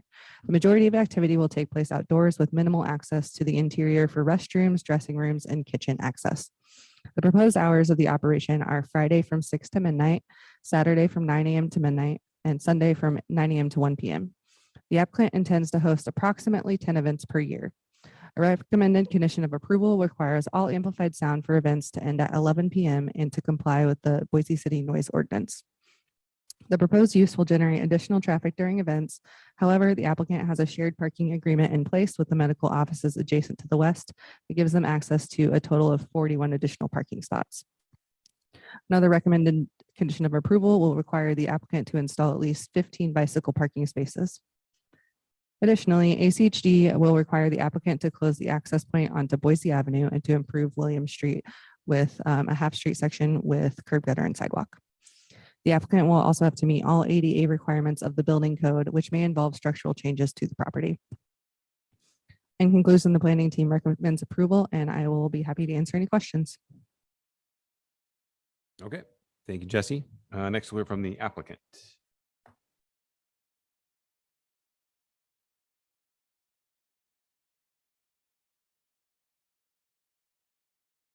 Applicant, oh yeah, online.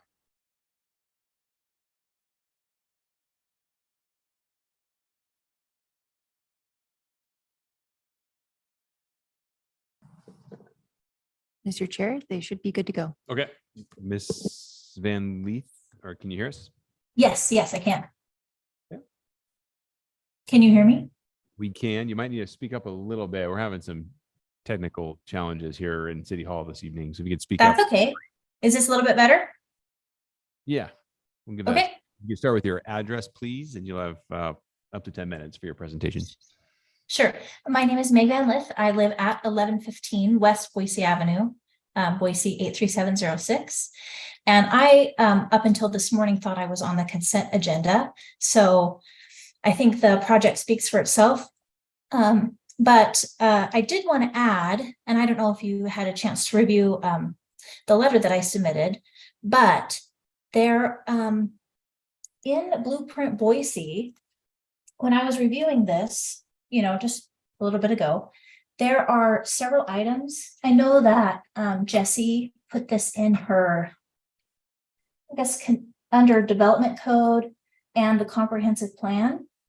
If you look at that section, there's a couple items that I just wanted to add, which are goal SE-NC2 to protect and enhance the character of Southeast established neighborhoods. specifically South Boise Village. I don't know if you guys are aware, this area has had a lot of development. And there have been several historic buildings on Broadway that have been torn down or have been heavily redeveloped. And I believe that in addition to all the other positives, that by allowing this historic building to be a venue, it will create more of a conservation vibe in South Boise Village. So that way we can preserve the historic character here. And outside of that, I'm open for questions or whatever you might have. Okay, great. Thank you for that. First, we're going to check before we get to any questions. We're going to check in to see if anyone from the South Boise Village Neighborhood Association is with us. I don't believe that they are. Okay, so we'll go ahead, and if there are any questions by the commission for staff and applicant, now's the time.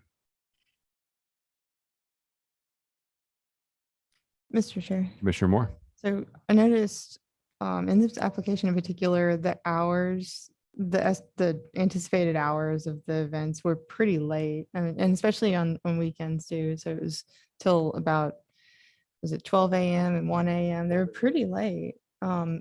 Is it only the noise ordinance that's regulating kind of disturbance? Is there any other ordinance that would help kind of mitigate, you know, those events going late and disturbing the neighbors, I guess?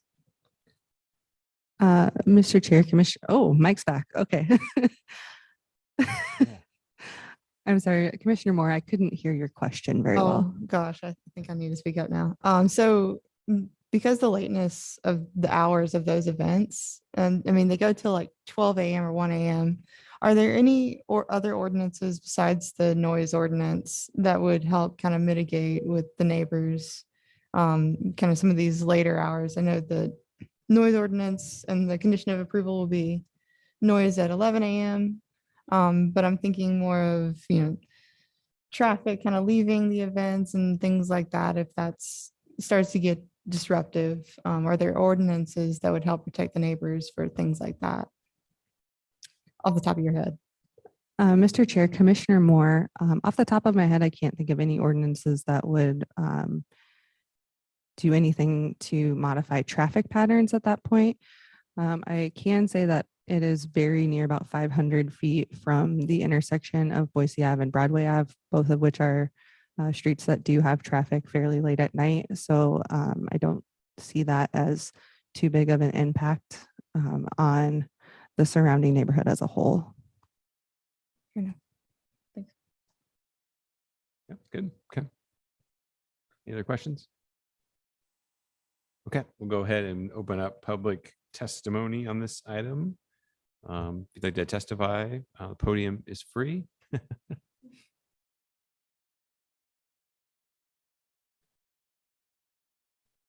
Okay, Steve Davis, 2104 North Fry. I was trying to be civil and polite and wait, but my patience has gotten really thin here just lately. What happened to agenda item number 8? I came to testify about that. It was placed on the consent agenda. So it was approved at the very beginning of our meeting on the consent agenda. Okay. Yeah, so it was approved via consent. So it's a done deal, no input? Well, yeah, at this point, what was it, PUD? Yes. Yes. Well, interesting. Didn't know you could do that. Yeah, we did call, were you here at the beginning of the meeting?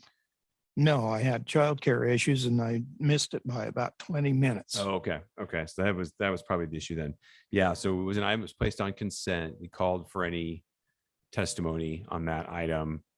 No one raised their hand. So it went onto the consent. It was approved via the consent agenda. So now it's moved down the process. So your next plat, it's a PUD, yeah. A subdivision. So we'll go to council. We'll go to city council. That'll be your next opportunity to testify when it goes to city council, and staff can help you out with when that will occur. Okay, thank you. Yeah, you bet. Okay. All right, and then no one else in person here at City Hall, so we'll go ahead and call on folks that are online. Looks like Miss Shane. Hi, yep. Can you hear me? We can, yes. Barely. If you can speak up, please. Sorry, we're having Oh. real challenges with tech in here. Okay, is that better? Yeah, a little bit. Okay, I'm yelling. I'll try. I'm at 1801 South Grant Avenue. We are one of the closest neighbors directly diagonally across the street from the Hop Garden House. I really appreciate Commissioner Moore's questioning about, what would be done to mitigate noise late at night, 1 a.m. Seems exceedingly late. We have children, there are older folks in the neighborhood, and noise and traffic until 1 a.m. is certainly going to impact the neighborhood. We are tucked back in a residential neighborhood behind Boise Avenue and Broadway. So yes, we are close to that intersection, but we do not experience a lot of traffic directly in our neighborhood. It concerns me that there's the recommendation to close the Boise Avenue driveway, because we are practically across from the driveway on William Street. And I'm glad to hear that there's going to be this shared parking situation, but I still, if that's going to be the entrance that people are going in and out of during events, it really concerns me as well as some of our other close neighbors. So I hope that the commission will take that into account. Although the house fronts on Boise Avenue, we are a small, quiet little neighborhood with a lot of owner occupied houses. This is not a college neighborhood. We have, a lot of folks who are concerned about the noise and the traffic. Okay. All right. Thank you very much. Thank you. Okay. I think that does it for everybody. As a point of clarification, Mr. Chair, Yeah. I would like to say that the hours of operation would be on Friday and Saturday till midnight, with the noise ending at 11 as conditioned, and then on Sunday from 9 a.m. to 1 p.m. So just afternoon. So not till 1 a.m. Okay. Thank you, Jesse. Appreciate that. All right. We're back to rebuttal time for the applicant. So Ms. Van Lith, if you want to spend a couple minutes on rebuttal, feel free. If not, you can certainly yield that time. Can you hear me? Yeah. Okay. Actually, I will take that time. Kate is our neighbor, just kitty corner from us. And we hosted a neighborhood meeting and only 2 people attended, with very little concern. In addition, I just want to state we're going to have all events and amplified sound end at 11, and the remainder of the time is strictly so vendors can clean up. So the reason for the late till midnight was strictly so, there could be some tear down, things like that, of weddings and events that might be happening. And also, just as a follow-up point, this is a college neighborhood. We have several fraternities that live in the area, and they are quite noisy. In addition, from our home or from Hop House, you can hear Boise State football games loud and clear until the games are over. So concerts, things like that occur at Extra Mile, or what's the name of it? Extra Mile Arena. you can hear in the neighborhood.